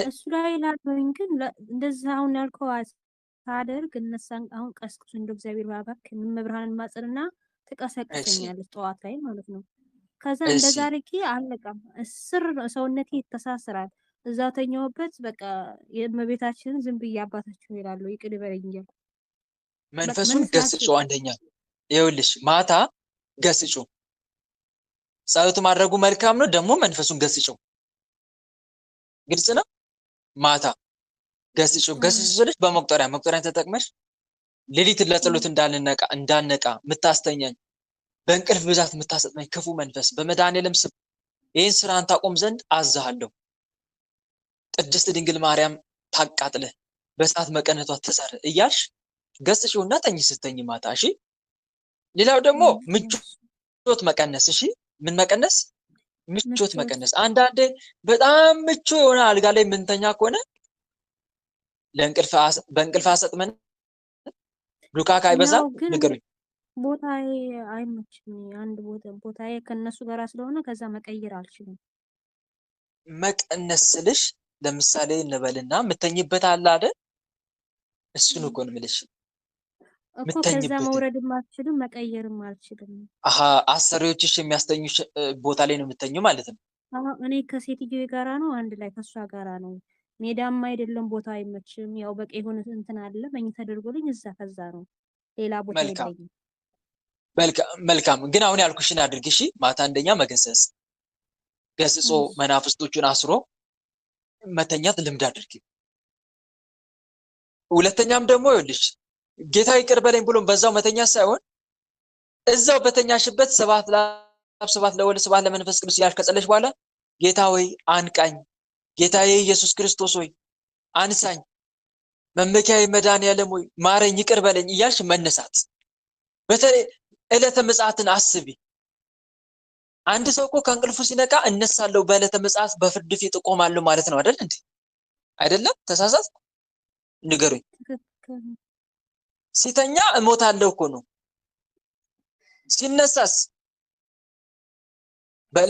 ለፍርድ እቆማለሁ እኮ ነው ስለዚህ ይሄን ያሰብንም እንንቃ በፊቱ ለፍርድ እንቆማለን እኮ ጌታ ሆይ እንደዚህ በይስ እያስታወሽ ጌታ ሆይ በመንግስት በመጣ ጊዜ በፊት ለመቆም የሚያስችለኝ መልካም ምግባር የለኝምና አምላክ ሆይ አስበኝ እባክህ።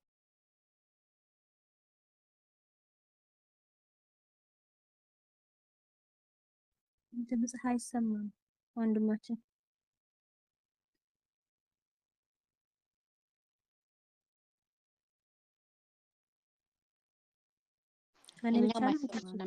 በስላሴ ስም ይሰማችኋል? አሁን ድምፅህ መጣ። ቅድም አይደለም። መልካም። ይኸውልሽ ስትነሽ ምን ጊዜ እዛው ባለሽበት ጌታ ሆይ በመንግስት በመጣ ጊዜ በፊት ለመቆም የሚያስችለኝ መልካም ምግባር የለኝምና እባክህ አንቃኝ፣ ለጸሎት እንድቆም እርዳኝ። ደግሞም እንዲህ የሚል ቃል እኮ አለ ሉቃስ ወንጌል ምዕራፍ 21 ቁጥር 34 ላይ በሰው ልጅ ፊት ለመቆም እንድትችሉ ስትጸልይ ሁልጊዜ ትጉ አይልም እኮ። እነኝን ጥቅሶች ማሰብ በሰው ልጅ ፊት ለመቆም እንድትችሉ ስትጸልይ ሁልጊዜ ትጉ። ቀኒቱን ሰዓቲቱን አታውቁምና እንግዲህ ንቁ። ባለቤት ከሌሊቱ በየትኛው ክፍል ሌባ እንዲመጣ ቢያውቁ ኖሮ በነቃ ቤቱም ሊቆፈር ባልተውም ነበር። ስለዚህ እናንተ ደግሞ ተዘጋጅታችሁ ሁኑ፣ የሰው ልጅ በማታስቡበት ሰዓት ይመጣል። ማቴዎስ ወንጌል ምዕራፍ 24 ቁጥር 43። ወገባችሁ የታጠቀ መብራታችሁም የበራ ይሁን። እናንተም ጌታቸው መጥቶ ደጁን ሲያንኳኳ ወዲያው እንዲከፍትለት ከሰርግ እስኪመለስ ድረስ የሚጠብቁ ሰዎችን ምሰሉ። ጌታቸው በመጣ ጊዜ ሲተጉ የሚያገኛቸው እነዚያ ባሪያዎች ብፁዓን ናቸው። ሉቃስ ወንጌል ምዕራፍ 12 ቁጥር 35። እነኚህ ጥቅሶች አስቢ እህቴ። የአምላኩ ሕግ በልብ ውስጥ ነው ይላል መጽሐፍ ቅዱስ መዝሙር 36 ላይ ስለ ጻድቅ ሰው ሲናገር የአምላኩ ሕግ የጻድቅ አፍ ጥበብን ያስተምራል፣ አንደበቱን ፍርድን ይናገራል። የአምላኩ ሕግ በልብ ውስጥ ነው፣ በእርምጃውም አይሰናክልም ይላል። የአምላኩ ሕግ በልብ ውስጥ ነው ማለት ሁልጊዜ የአምላኩን ሕግ ያስባል። የአምላኩ ቃል ትዝ ይለዋል ስንፍና ሲገጥመው። ሕጉንም በቀንና በሌሊት ያስባል ተብሎ እንደተጻፈ አንቺም የመጽሐፍ ቅዱስ ጥቅሶችን ሁሌም አስቢ፣ ስትነሽም ስተኝም፣ ስትተኛም ስትነሳም ሁልጊዜ አስባቸው ይላል እኮ መጽሐፍ ቅዱስ ላይ ኦሪት ዘዳግም ምዕራፍ 6 ቁጥር 4 ላይ አምላክ ልዑል እግዚአብሔርን በፍጹም ልብ ውደደው ይልና ሕጉን ትእዛዛቱን ስትተኛም ስትነሳም ሁልጊዜ አስበው ይላል። ስለዚህ ስትነሽ ሁሉ አስቢ ይሄን ቃል። በእኔ ፊት ለመቆም እንድትችሉ ስትጸልዩ ትጉ። ይሄ ያነቃሻል። እሺ፣ እና ያንን እያሰብሽ መነሳት። በተረፈ በርቺ፣ አይዞሽ። ወለተ ጻድቃን ወንድሜ ወለተ ስላሴ እሺ፣ በስመ ስላሴ እንዴት አመሻችሁ? እግዚአብሔር ይመስገን። ወንድሜ የኔ ጥያቄ እንትን አደረግ ነበር ማለት መስቀል ገዝቼ 15 መስቀል ገዝቼ እንዴ በአየር የመጡ እህቶቼ መስቀል ሰጥ ነበር በሄድኩበት ቤት ማለት ነው። እሺ ማለት ብዙ መስቀል ገዝቼ ያ መስቀል የሌላቸው እህቶቼ እሰጥ ነበር ማለት ነው። በዚህ ነገር ደግሞ ካለኝ እሰጣለሁ ብዬ ከራሴ ጋር ቃል ገብቼ ነበር። ከዛ አንድ ቀን ሰርግ ከነዚህ አረቦች ሰርግ ሄድኩና እዛ አንድ እህት አገኘሁ። በጣም ስታለቅስ አገኘኋት። መስቀል የለኝም፣ የመጣሁት ደግሞ በአየር ነው፣ መስቀል ልገዛም አልችልም፣ ታክሲ ምናምን ወደ ቤት ሊመጣ አይፈቀድልኝም ስትለኝ ሳይ መስቀል ደግሞ ቤት ረስቼው ነበር፣ ይዤው የሚሄድ መስቀል ማለት ነው። እሺ ከዛ በጣም ስታሳዝነኝ እኔ መስቀል አላውቅም ነበር፣ አሁን ነው ስለ ክርስትና የተማርኩ ምናምን ስትለኝ እኔ ደግሞ አይ እኔ የቤት መስቀል ስላለኝ አንገቴ ላይ ያለ መስቀል ብዬ ሰጠዋት። እሺ ከዛ አንገቴ ላይ ያለ መስቀል ሰጣት፣ በጣም ደስ አላት። ከዛ ወደ ቤት ተመልሼ መስቀል ሳስረው በጣም ተጸጸትኩ። እንደምን አንገትሽ ላይ የነበረ መስቀል ለምን በጠስሽው? በጣም ይሄ ነገር ከክርስቶስ ክደሻል፣ አንገት ያለ መስቀል አይበጠስም። ከዛ የነበረኝ ጨረስኩት። እነዚህ አገኝም ነበር እግዚአብሔር ይመስገን፣ ሰዎች አገኝም ነበር፣ እንደዚህ የሚሰጥ መስቀል የሚፈልገው ተጀግን ነበር። ከዚህ ቀን ጀምሮ ደግሞ ሰዎችም አላገኙም፣ መስቀልም ልገዛ አልቻልኩም። የራሴ የነበረ መስቀል ጭራሽ ተሰብሮብኝ የተሰበረ መስቀል አድርጌ እሄዳለሁ ማለት ነው። አሁን በየቀኑ ጸሎት ላደርግ ስል ለራሱ በጣም ያጸጽተኛል። ለምን መስቀልሽ በጠሽ፣ ክርስቶስ ክደሻል እያለ ውስጤ ያስጨንቀኛል። ምን ላደርግ? በጭራሽ አልካልሽም እህታለምዬ። አንድ ነገር መረዳት መቻል አለብሽ። መስቀል አንቺ ላይ ማን ነው አንገትሽ ላይ ያላደረ እንትን ከአንገትሽ ላይ ያወጣሽው እሷ መስቀል ስለሌላት ነው አይደለ? አንቺ ማየት ያለብሽ ማድረጉን ሳይሆን የተደረገበት ሪዝን ነው። እሺ እሱን ነው ማየት ያለብሽ። አንደኛ እሷ መስቀል የላትም፣ አንቺ ደግሞ እቤቴ መስቀል አለ ብለሽ ነው አይደለ? አንድ ይሄንን መረዳት ያለብሽ እንጂ ይሄ ከመካድ አንፃር አይቆጠርም። ያንቺን አለማወቅ ተጠቅሞ ነው ጠላት ነው በውስጥሽ ያንሾካሾከ እየወቀሰሽ ያለው። ለዚህ ወቀሳው ደግሞ መልስ አትስጪ። ሰው ካደ የሚባለው አምላኩን ካደ የሚባለው መስቀል ከአንገቱ ላይ ስላወጣ አይደለም። አላምንበትም ብሎ ሲክር ነው። ግልጽ ነው። እየሰማሽ ነው? ወለተ ጻድቃን ይሰማል? ድምጽ አይሰማችሁም? አው ይቆራረጣል። ከኔ ወይስ ከሆነ አንቺን የሚቆራርጠው ማለት ነው። ስለዚህ አንቺ ማየት ያለብሽ ያደረግሽበት ሪዝን ነው እህቴ። ሊቀ ሰማዕት ቅዱስ ጊዮርጊስ መንፈሳዊ ፊልም ላይ አላያችሁ? እህት ወንድሞች፣ አዲስ ለሆነችው ክርስቲያን በዝሙት እንድታሰናክለው ተልካ ነበረ። ልክ ስታምንለት ምን አደረገ? አንገቱ ላይ ያለው መስቀል ምን አደረገላት? አልሰጣትም። ሰጣትና አንገት ታሰረላት እና ካደ ማለት ነው። እሱ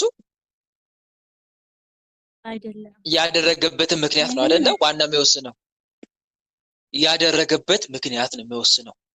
ስለዚህ አንቺም ያንን ነው ማየት ያለብሽ። እሺ እህቴ፣ ግልጽ ነው። እንደተመለሰልሽ ተስፋ አደርጋለሁ። ይሄ የጠላት ወቀሳ ነው። ያንቺን አለማወቅ ተጠቅሞ ለማስጨነቅ ስለፈለገ ነው እንደዚህ እያለ። አንቺ አንደኛ አባቶቻችን በምናቦቻችሁ ዝም ከሚመላለሱባችሁ ምክንያት አልባ ከሆኑ ነገሮች ክርክር፣ ሰይጣን ትንሹንም ነገር እያመጣ ማስጨነቅ የተግባሩ ነው፣ የሰይጣን ስራው ነው። እሱ ትንሿ ነገር ያጠራጥራል።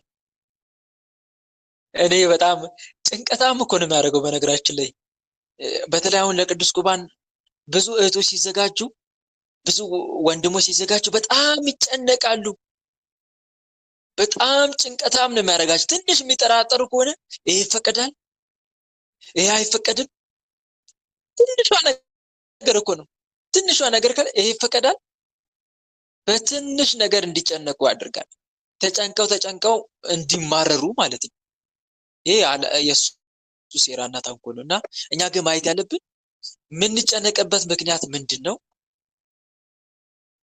ምክንያቱስ ዋናው ደግሞ ምክንያታዊ የሆነ ሰው መሆን ነው እንጂ ዝም ብሎ ያለ ምክንያት ሲወቅሰን ሲገስጸን እንዴት አሜን ብለን እንቀበላለን? አንቺ ያደረግሽበትን ምክንያት እያወቅሽ ለምን እንዳደረግሽው ከክደት አንፃር አይደለም፣ ስጦታ ከማበረከት አንፃር እንጂ። ስለዚህ ይህንን ያየሽ ደግሞ የሚወቅስሽ ከሆነ አንቺ በቀላሉ በሐሳቡ የመስማማት አቅም ላይ ነሽ ያለሽው ማለት ነው። እና አትስማሚ፣ ምክንያታዊ ሁኚ ለማለት ፈልጌ ነው። እሺ ወለተ ጻድቃን ሰምተሽን ከሆነ እሺ ወንድም ያመሰግናል። ወለተ ማርያም እሺ ወለተ ማርያም እሺ፣ እንደምናመሻችሁ የእግዚአብሔር ቤተሰቦች። እኔ የታለች ወለተ ማርያም? የለሽም? ድምፅሽን ከፍ አድርጊያ። እሺ እንታቻችሁ የእግዚአብሔር ቤተሰቦች። እኔ በጣም ማርያም እናቴ አማላጅ ወለተ ማርያም ነሽ? አዎ እኔ በጣም እያወራሽ እኮ አይሰማም። ለእኔ ብቻ ነው ለእናንተም ጭምር። ጠይቅ ወንድም አስራተ ማርያም ጠይቅ ያላቅም። እሺ አስራተ ማርያም ቀጥይ። አመሰግናለሁ እድሉን ስለተሰጠኝ። እሺ እኔ ጥያቄ በቃ ጭንቀት ነው። በሆነ ባልሆነ በጣም እጨነቃለሁ። ምን እንደማድረግ አላውቅም። የምጨነቅበት ምክንያትንም አላውቀውም። አሁን ለምሳሌ እጨነቃለሁ ስትይ ምናልባት ከቤተሰብ አንፃር በቤተሰብ ከምትሰማው አንፃር ከሆነ ከስራ አንፃር ነው ወይ ወይስ ደግሞ ሶሻል ሚዲያ ከምትሰሚው አንፃር ነው ወይ ወይም ደግሞ ከጓደኛ አንፃር ነው ወይ? እስቲ ይሄንን ነገር አብራሪልኝ። አይ እኔ እንኳን ሶሻል ሚዲያ እንኳን ብዙም አይደለም፣ ግን በቃ ከዚህ በፊት መዝሙረ ዳዊት 10 ምዕራፍ ነበር ማደርሰው። ከዛ ባንተ ትምህርት የየለቱን አድርሱ ሲባል ከእህቴ ጋር ደውዬ ይሷ ማበረታታችኝ። ከጸሎት አድርገን ስንጨርስ እኮ ስልካችንን ይዘን ብዙ ሰዓት እንቆያለን። በቃ የየለቱን እናድርስ ብሏል ወልደ አማኑኤል። እሺ ተባብለን እያደረስኩ ሌሊት በሰላም አድርሼ እተኛለሁ። ቀን ግን ምንም በሰላም ስራ መስራት አልችልም። ወይ ምክንያቱን አላውቀውም። ሰዎች ጋር ወንድሜ ጋርም ሆነ ተገናኝቼ ስልክ አውርቼ ስንለያይ እንዴ የሆነ ነገር ተናገር ያስቀይሜያቸዋለሁ እንዴ ብዬ በቃ ምክንያቱም የማያውቀው በቃ ጭንቀት እየሰራው መስራት አልችልም። በቃ ጭንቀት ነው።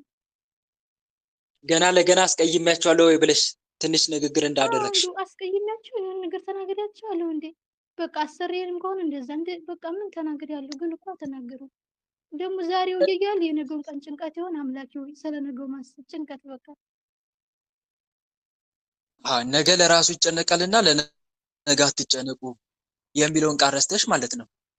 አዎ በቃ ዛሬ እንደምንም ብሎ መሽቶልኝ ከሆነ የነገው ቀን ዝሆን ነገስ እንደው መሽቶ እንዴት ነው የሚሆንልኝ? አምላኬ ነገ በቃ እንደዚህ የተጨነቅኩ ነው የምለው የምጨነቅበትን እኮ አውቄ በተጨነቅኩ ምክንያት አልቦ በቃ ዝም ብሎ ጭንቀት ስላሴ። እሺ እህት ዓለም ያለ ምንም ምክንያት እንደዚህ የምትጨነቂ ከሆነ አንደኛ በጸሎት ሰዓት ርዕስ ሰጥተሽ ይህንን ነገር አሳስቢ ለመድኃኒዓለም። ግልጽ ነው።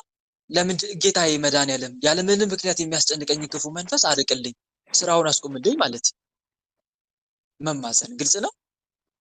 ርዕስ ሰጥተሽው ጸልይ። በተለይ መዝሙረ ዳዊት አድርሼ ላሁን የየለቱ አድርሳለሁ ብለሻል። የዳዊት አምላክ መድኃኒዓለም ሆይ የጭንቀትን መንፈስ ከኔ አርቅልኝ፣ እባክህ አረጋጋኝ አምላኬ። ጠላቴ በረባው እያስጨንቀኝ ነውና እባክህ አረጋጋኝ። የሚያረጋጋ መንፈስን አድለኝ አሳደርብኝ። ዳዊት መዝሙር 3 ላይ ምን ነበር ያለው? አቤቱ የሚያስጨንቁኝ ምንኛ በዙ ይሌለ በእኔ ላይ የሚቆሙት ብዙ ናቸው። የሚያስጨንቁት ክፉ መናፍስት ናቸው፣ የታወቀ ነው። መዝሙር 3ንም ሰላም ለክሚል በቅንጭላቴ ያዝኩትን መዝሙር እይዛለሁ። ግን አቤቱ የሚያስጨንቁኝ ምንኛ በዙ እያው ከመሀል ላይ ጭንቀቱ ይገፋና ወይት እንደደረስኩ ይጠፋኛል። ከዛ ግን እየጸለይኩ አልነበረ ብዬ ምልስ ስል ደግሞ ያለው ቦታ ጠፈተልኝ። አምላኬ ምንኛ ነው ዛሬ እንደዚህ ይገፋፋኝ ጭንቀቱ ጋር። አንደኛ ይኸውልሽ እህቴ እየጸለይሽ ስላስጨነቀሽ ጸሎቱን ማቋረጥ የለብሽም። እሺ ግልጽ ነው። እየጸለይሽ ስላስጨነቀሽ ጸሎቱን ማቋረጥ የለብሽም። ብዙ ሰዎች ጸሎት እየጸለዩ ያለ የሚያጠፉ ስህተት አንዱ ይሄ ነው። ምንድነው ካላችሁኝ እንዲህ ብትጸልዩ እንዲህ ብታረጉ ፈተናው ይቀልላችኋል ተብሎ ይናገራቸዋል። እሺ ብለው ገብተው ይጸልያሉ፣ ግን ፈተናው ይብስባቸዋል። በዚህ መሃል ግራ ይጋቡና ጸሎትን ይተውታል። ይሄ ደግሞ የሰይጣን ጥበቡ ነው፣ ስልታዊ የሆነ ጥበቡ ነው። ጸሎቱ ሚኒንግለስ የሆነ እንደሆነ እንዲሰማቸው ምንም የማይጠቅም እንደሆነ ግልጽ ነው። ይሄ የሱስ ሲስተም ነው። ግን የጸሎትን ዋና ጥቅም እናጣጥመው ምን ስናደርግ መሰለሽ? አንደኛ ስንቆይበት ነው። ምን ስናደርግ? በጸሎቱ ስንኖርበት፣ ስንቆይበት። የደፈረሰ ውሃ የሞላው ብርጭቆ ላይ ገና ለገና ውሃ ጠብ ስላደረግሽ ብርጭቆ ይጠራል? አይጠራም አይደል? ግን ዝም ብለሽ የምታፈሽበት ከሆነስ እየጠራ አይመጣም? ብርጭቆ ነጭ እየሆነ ይመጣል። ጸሎትም እንደዛ ነው በህይወታችን ላይ ስራ የሚሰራው። ጸሎታችን ሳናቋርጥ ሁሌ የምንጸልይ ከሆነ የጸሎቱን ጥቅም እያጣጣምን መምጣት እንጀምራለን። ግን ፈተና በመጣ ቁጥር ተወት እንደገና ጀመር የምናደርግ ከሆነ ልክ እሳትን የሚነደውን እሳት እያጠፉ መልሶ እንደማንደድ ነው። ግልጽ ነው። እያጠፉ መልሶ እንደማንደድ አያበስልም አይደል? እሳቱ ያበስላል። እያጠፋን ምናንደው ከሆነ ልክ እንደዛ ነው የሚሆንብሽ። ተረዳሽኝ እህቴ? ስለዚህ አንቺ ጸሎት ከጀመርሽ አታቋርጪ፣ ቀጥይበት። ዝም ብለሽ ጭንቀቱ እያደረስኩ ሳለ እኮ እንደዚህ ያስጨንቀኝ ነበር። ግን በቃ ዳዊትን በሰዓቱ እግዚአብሔር ይመስገን ያለ ምንም ጭንቀት እጸልያለሁ። ግን ዳዊትን ጨርሼ ምናምን ግን ይጀምረኛል። በቃ የየለቱን ካን ማድረስ ከጀመርኩ በፊት በቃ የየለቱን ሳደርስ በስሜት ደስ እያለኝ ነው ማደርሰው። ግን በቃ ከጨረስኩ ቀን ሌላ ነኝ፣ ሌሊት ሌላ ነኝ። በቃ ይኸውልሽ እህቴ በደንብ አዳምጪ። አንደኛ ጸሎቱን አታቋርጪ። በአንዴ ለውጥ ለማግኘት አትሞክሪ፣ ኑሪበት። ሁለተኛ ከልብሽ ጸልይ። ሶስተኛ ደግሞ ልክ ጸሎቱን እንደጨረሽ የምትፈልጊውን ነገር አምላክን ጠይቂበት። መጨረሻ ላይ የዳዊት አምላክ ሆይ እያልሽ ጭንቀቱን እንዲያርቅልሽ ከሆነ ጭንቀቴን አርቅልኝ እያልሽ ተማጸኝ፣ ርዕስ ሰጠሽ ማለት ነው። ሶስተኛ ደግሞ መንፈስን ተቃወሚ። ምን አልኩሽ? መንፈስን ተቃወሚ። አዎ በደንብ ተቃወሚ። በምን? በጸሎት በመቁጠሪያ መንፈስን መቃወም ግድ ይላል እህት ወንድሞች። ማንቃወም ከሆነ ችግር ነው። ብዙዎች ይጸልያሉ። ይኸውልሽ ብዙዎች ይጸልያሉ፣ ግን ምን አያደርጉም? አይቃወሙም። እስቲ አንድ ትምህርት ልስጣችሁ እናንተ ከምትሰሙት ገጠመኝ ላይ። እስቲ ወንድማችን መምህር ተስፋዬ ገና ስለ መናፍስት ማስተማር ሳይገባ በፊት ሳያስተምር በፊት የራሱን አንድ ታሪክ ነግሮን ነበረ። ትዝ ይላችሁ እንደሆነ ራሱ የተፈተነበትን እኔ አይነ ጥላ በጣም ተፈታተነ ነበረ ሲል አልሰማችሁ? አይነ ጥላን ተፈታተነኝ ነበረ ይል ነበር። አዎ። እና ያኔ እኔ አይነ ጥላ ተፈታተነኛለች፣ ህልመ ሌሊት እየመታችኝ እንዳልቆርብ ሁሉ ከልክላኝ ነበረ ሲል ነበረ። እና ከለከለችው ለመቁረብ ሲል ግን እኮ ይጸልያል። ሳይጸልይ ቀርቶ አይደለም፣ እየጸለየ ነው። ምን ይጸልያል ካላችሁኝ ከራሱ እንደሰማሁት ሰኔ ጎልጎታን ይጸልያል። ምጥ ጸሎት ነው ሰኔ ጎልጎታ። እመቤቴ ወይ እባክሽን ከዚህ ፈተና አድኝኝ እያለ ይጸልያል። እንደገና ደግሞ በጸሎቷ ይጠመቃል። እንደዛም እያደረገ ግን ትመታዋለች፣ ትፈታተነው ነበር። መጨረሻ ላይ መልአከ መንክራት መምህር ግርማ ጋር ሄደ። የእግዚአብሔር ፈቃዱ ሆኖ ተጋለጠለት። መንፈሱ ተናዘዘ፣ ጮኸ፣ ወጣ። ከዛ በኋላ ቀስ እያልኩ ለውጥ አገኘው ብሏል። እዚህ ጋር አንድ ነገር መረዳት አለባችሁ። ጸሎቱ ስራ ሳይሰራ ቀርቶ ነው? ያኔ ለምን አላቆመም? እመብርሃን ሳትሰማው ቀርታ ነው? ንገሩኝ እስቲ ለምን አላቆመም? ያኔ እየጸለየ ምን ማድረግ ያስፈልጋል? ከዛ በኋላ ነው ጽናት እንዲጸና ፈልጋ አንድም እንዲጸና ነው። ሁለተኛስ መቁጠሪያን እኮ ገና ያኔ አላወቀም ነበር። ከዛ በኋላ ነው መንፈስን መቃወም። አሁን በደንብ ገባችሁ አይደል? መጸለይ፣ ከዛስ መንፈስን ምን ማድረግ? መቃወም። አዎ መገሰጽ። የማንን ስም እየጠራን? የእግዚአብሔርን ስም እየጠራን። ስለዚህ እነኚህ ሶስት ነገሮች እንዳትረሱ ምን ጊዜ ማለት ወንድሞች፣ ይሄ አደራ። እነኚህ ሶስት ነገሮች ከዚህ በፊትም ነግሬያቸዋለሁ፣ ለወደፊቱም ስነግራችሁ ነው የምቆየው። አሁንም እነግራችኋለሁ። ሶስት ነገሮች፣ እነኚህ ሶስቱ መሟላት አለባቸው በህይወታችን። የመጀመሪያው ተግባር ምንድነው ካላችሁኝ፣ መጸለይ፣ አምላክን መማፀን። ጌታ ሆይ ይሄን ከዚህ ነገር አውጣኝ፣ ይሄን ነገር አስተካክል እያሉ መጠየቅ፣ ይሄ የመጀመሪያው ነው። ሁለተኛ መንፈስን መቃወም። በዛ አይነት ፈተና የሚፈታተኑ መናፍስቶችን በተማጸነው አምላክ ስም ምን ማድረግ? ተቃውሟችን መግለጽ መቻል አለብን። ምክንያቱም መጽሐፍ ቅዱስ እንዲህ ይላል፣ ዲያብሎስን ተቃውሙ ከእናንተም ይሸሻል፣ ወደ እግዚአብሔር ቅረቡ ወደ እናንተም ይቀርባል። ዲያብሎስን ተቃውሙ ስንል እየተቃወምን ነው። በማን ስም ነው የምንቃወመው? በማን ስም? መቁጠሪያው እዚህ ጋር ምንድነው ከተባለ፣ መቁጠሪያው እዚህ ጋር ምንድነው አገልግሎት ከተባለ፣ አጋንንትን ለመቃወም ምክንያት ነው የሆነው። ለመቃወም ምን ምክንያት? ግን የምንቃወመው በማን ስም ነው? በመድኃኒዓለም ስም። አሁን ጸበሉ ምክንያት አልሆነ? መንፈሱን ለማጋለጥ ጸበል ስንጠመቅ ቤተክርስቲያን ሄደን ምክንያት አልሆነ? ጸበሉ ነው እንደሚያጋልጠው ጸበሉ ነው። በጸሎቱ ላይ የተጸለየ የእግዚአብሔር ስም ነው አይደለ? የእግዚአብሔር ስም ነው ስራውን የሚሰራው። ምክንያት ሆነ ግን ጸበሉ። ልክ እንደዚሁ ማለት ነው። ስለዚህ አሁንም እኛም በመቁጠሪያ በእግዚአብሔር ስም መናፍስቱን እንቃወማለን። ይሄ ሁለተኛው ነው።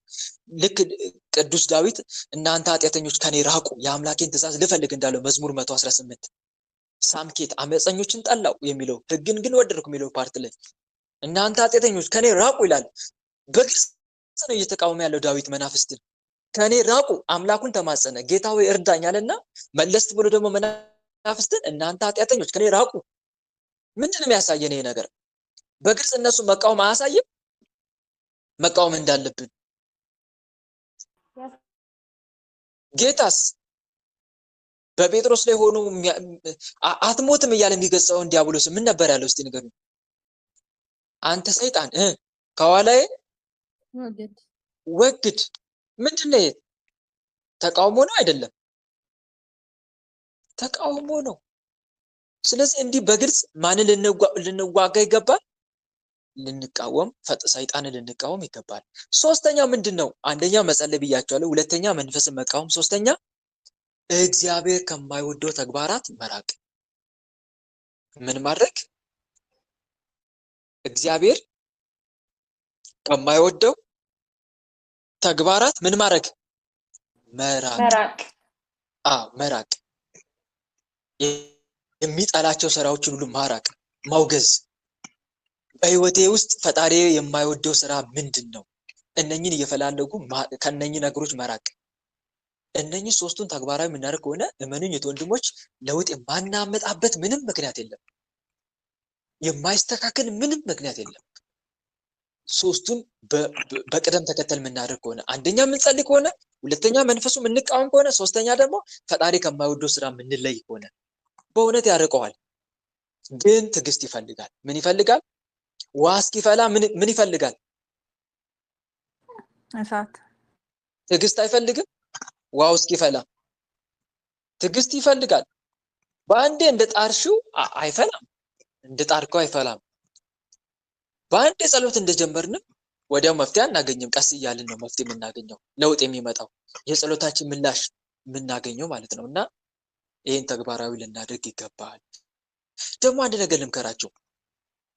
በሬ ሲታረድ መንፈራገጡን ያቆማል? እንስሳ ሲታረድ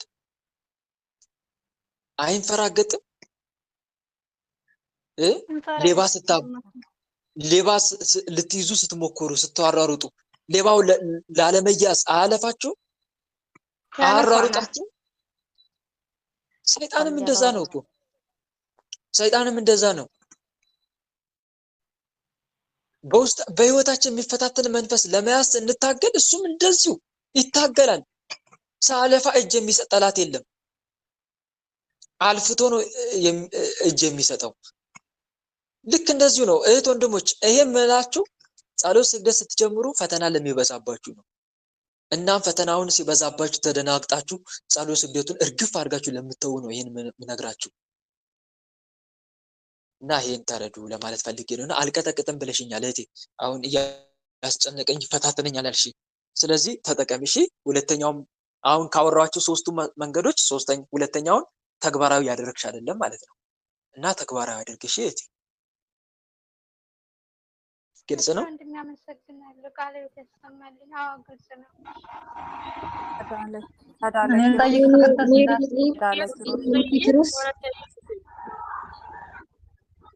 ሜሪ ወለተ ኪሮስ እሺ እሺ ቃል በረከት ያሰማልን ወንድማለን በጸጋውን ያብዛልን። እሺ እኔ ጥያቄ ራእየ ዮሐንስ ምዕራፍ 10 ላይ መጨረሻ አካባቢ ላይ መጽሐፉም ለአንደበት ጣፋጭ ለሆዱ ምሬት ነበረች ይላልና አልተረዳኝም። እስቲ ምዕራፍ ስንት? ምዕራፍ 10 ራእየ ዮሐንስ ምዕራፍ 10 ላውጣው ወይ? መጨረሻ አካባቢ እስከዛ አንብቢልኝ። ምዕራፍ 10 ቁጥር ስንት? እሺ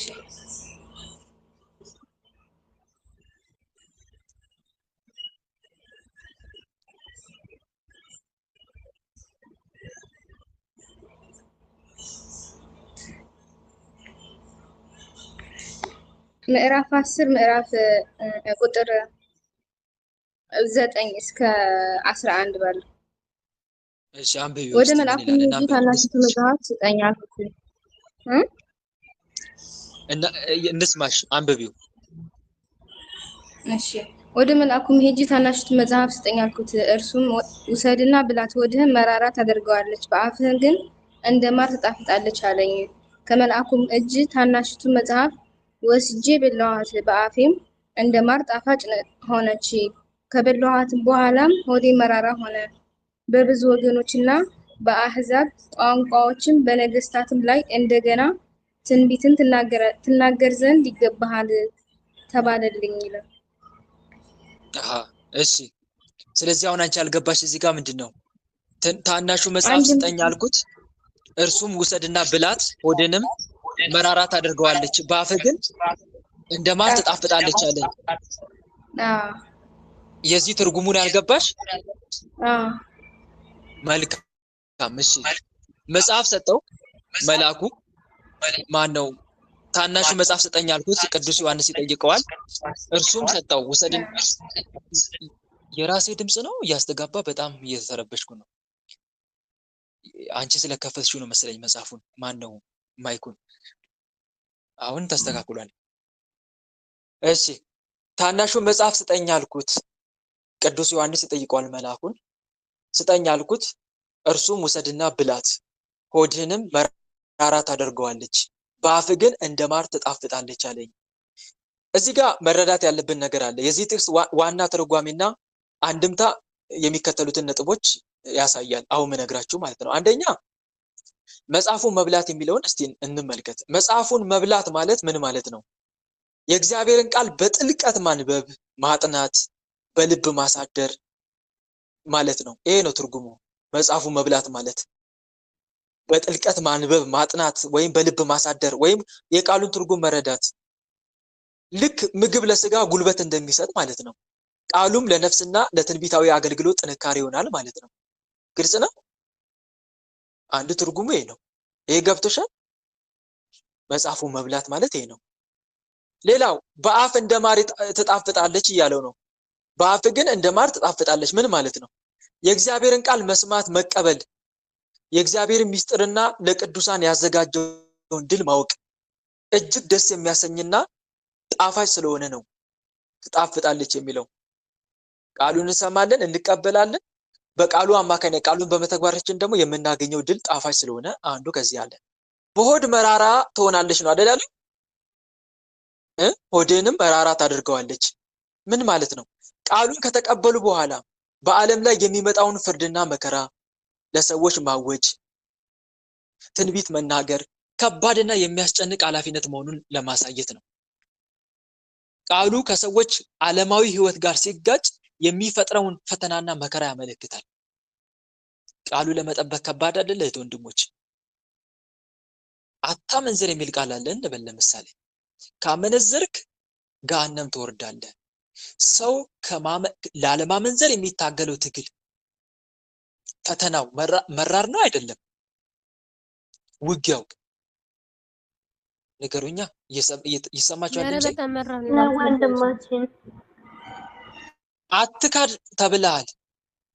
ከካድክ መጽሐፍ በዓለም ላይ ደግሞ ልትክድ ስትል ደግሞ ሰይፍ ይመዘዝ ማን ነው? አይ አልክድም ክርስቶስን ብለህ በነፃነት የምትኖር ከሆነ ደግሞ ከስራ ትባረራለህ። ሰው ሁሉ ይጠላል፣ ይገፋል፣ እንደ ልብም እንድትኖር አይፈቅዱልህም። አልፎ ተርፎም አሰቃይተው ገድለዋል። ይሄ መራር ነው አይደለም? መራር ነው አይደል? ፈተናው የእግዚአብሔርን ቃል ለመጠበቅ የምናደርገው ተጋድሎ ነው። እሱ ነው መራር የሚለው። ከዚህ አንፃር ነው። ስለዚህ ይሄ ምንድነው የሚያሳየው? ዮሐንስ ለሚቀጥለው ትንቢታዊ አገልግሎት መዘጋጀቱን የሚያሳይ ጥቅስ ነው። ግልጽ ነው እህቴ? አሁን ተመለሰልሽ? አዎ ወንድም አለምዬ ግልጽ አድርገልኛል። በእውነት ቃለ በረከት ያሰማልን። እግዚአብሔር ጸጋውን ያብዛልን። በቤት ጸጋ እግዚአብሔር ይጠብቅልን። አመሰግናለሁ። አሜን አሜን። ኪሮስ እሺ አስካለ ማርያም አመሰግናለሁ ወንድሜ። ተሰጣይ ትናንትና ስንወዛገብበት የቆየን ጥያቄ ነበረ በስግደት ዙሪያ። ይሄ ማዘርስ ልክ አይደለም ያው ብዙ ሰው ስለሚያውቃት ብዬ ነው። እና ስግደት አሁን ባለ 50ው ላይ ግንባር እያስነካን ነው ወይ ምን ሰግደው? እና ደግሞ ይሄ 21 እና የግዝት ባለቶች አሉ አይደል? ቅዳሜና እሑድ እነሱንም ስንሰግድ ግንባር እያስነካን አይደል የአምልኮ ስግደት ምን ሰግደው? በትክክል ግንባር እያስነካን ነው የአምልኮ ስግደት ምን ሰግደው። ትናንትና ልጆችን እየጠየቅን ክርክር ተነስቶ ነበረና ግንባር አይነካም በባለ 50ው ላይ እና ደግሞ ቅዳሜና እሑድ በእግር እንደዚህ በጉልበት እያስነካን ነው የምንሰግደው ተብሎ ያው አንተ እስክትመጣን እየጠበቅኩ ነበረ። እኔ ደግሞ ሰግድ የቆየሁት እንደዚህ ነበር።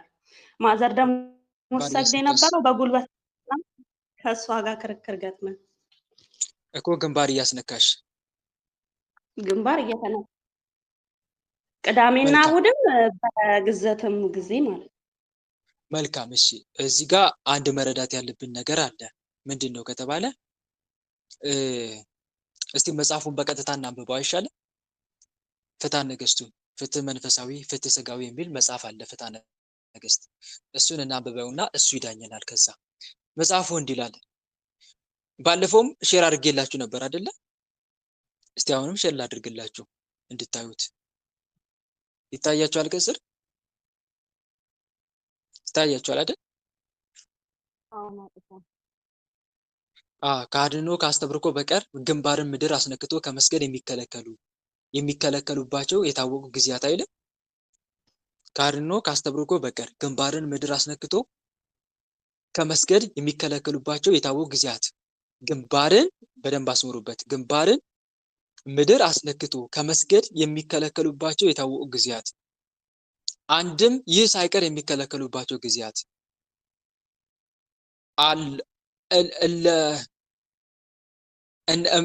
እነዚህ ናቸው ይልና ዘኒቂያ 20 በዕለተ እሁድ ጉባኤ ኒቂያ የተካሄደውን ማንሳቱ ነው በዕለተ እሁድ ዘኒቂያ ላይ በዕለተ እሁድ እንዳይሰገድባቸው ግንባር አስነክቶ እንዳይሰገድባቸው ይከለክላል ምንጩ ነው እየጠቀሰ ያለው ሰለስቱ ምዕት በኒቂያ በጻፉት መጽሐፍ በ20ኛው አንቀጽ ዘኒቂያ 20 የሚለው ኒቂያ ጉባኤ ላይ የተካሄዱን ለማስታወስ ነው አሪዮስን ለማውገዝ ያኔ ተሰባስበዋል ነበር ያንን በኒቂያ በጻፉት መጽሐፍ በ20ኛው አንቀጽ እሁድ ወበመዋለ ጴንጠቆስጤ ማለት ይሄ አሁን ያለንበት ዘመን ማለት ነው በበዓለ 50 አትስገዱ አሉ መቼ በበዓለ 50 አትስገዱ እንዴት ግንባርን ምድር አስነክቶ ከመስገድ የሚከለከሉባቸው ጊዜያት ከምንና ከምን በቀር ከአርንኖ ከአስተብርኮ በቀር አይልም ስለዚህ አርንኖ አስተብርኮ እንሰግዳለን ነገር ግን የትኛውን አንሰግድም ማለት ነው ግንባርን ምድር አስነክቶ ከመስገድ የሚከለከሉባቸው ጊዜያት በበዓለ 50 አለ ጨመረ በበዓለ 50 አትስገዱ አሉ በ32ኛውም አንቀጽ በጌታ በዓል መቼ ነው በ29 በጌታ በዓል ወበበዓላተ እግዝእትነ በማን በእመቤታችን በዓል ከዛ እያለ ሀተታውን ይቀጥላል ስጋው ደግሞ ከተቀበሉ በኋላ አትስገዱ አሉ ሀተታ ስለምን ከለከሉ ቢሉ አክብሩ ያለውን ትእዛዝ ማፍረስ ነውና እንደዚህ እያለ ከታች ድረስ ያለውን ያብራራል እና ዞሮ ዞሮ በዓለ 50 አካተታል አካተታል ማለት ነው እና ይሄንን ነው የምንረዳው እህቴ እኔ የተረዳሁት ይሄንን ነው መጽሐፉን ከማንበብ አንፃር ግልጽ ነው ስለዚህ እንደ መጽሐፉ የተፈቀዱት እነማን የትኞቹ ናቸው ማለት ነው ሁለቱ ናቸው ማለት ነው የተፈቀዱት ምንና ምን አስተብርኮና አድንኖ ናቸው የተፈቀዱት ማለት ነው አስተብርኮ አታውቂም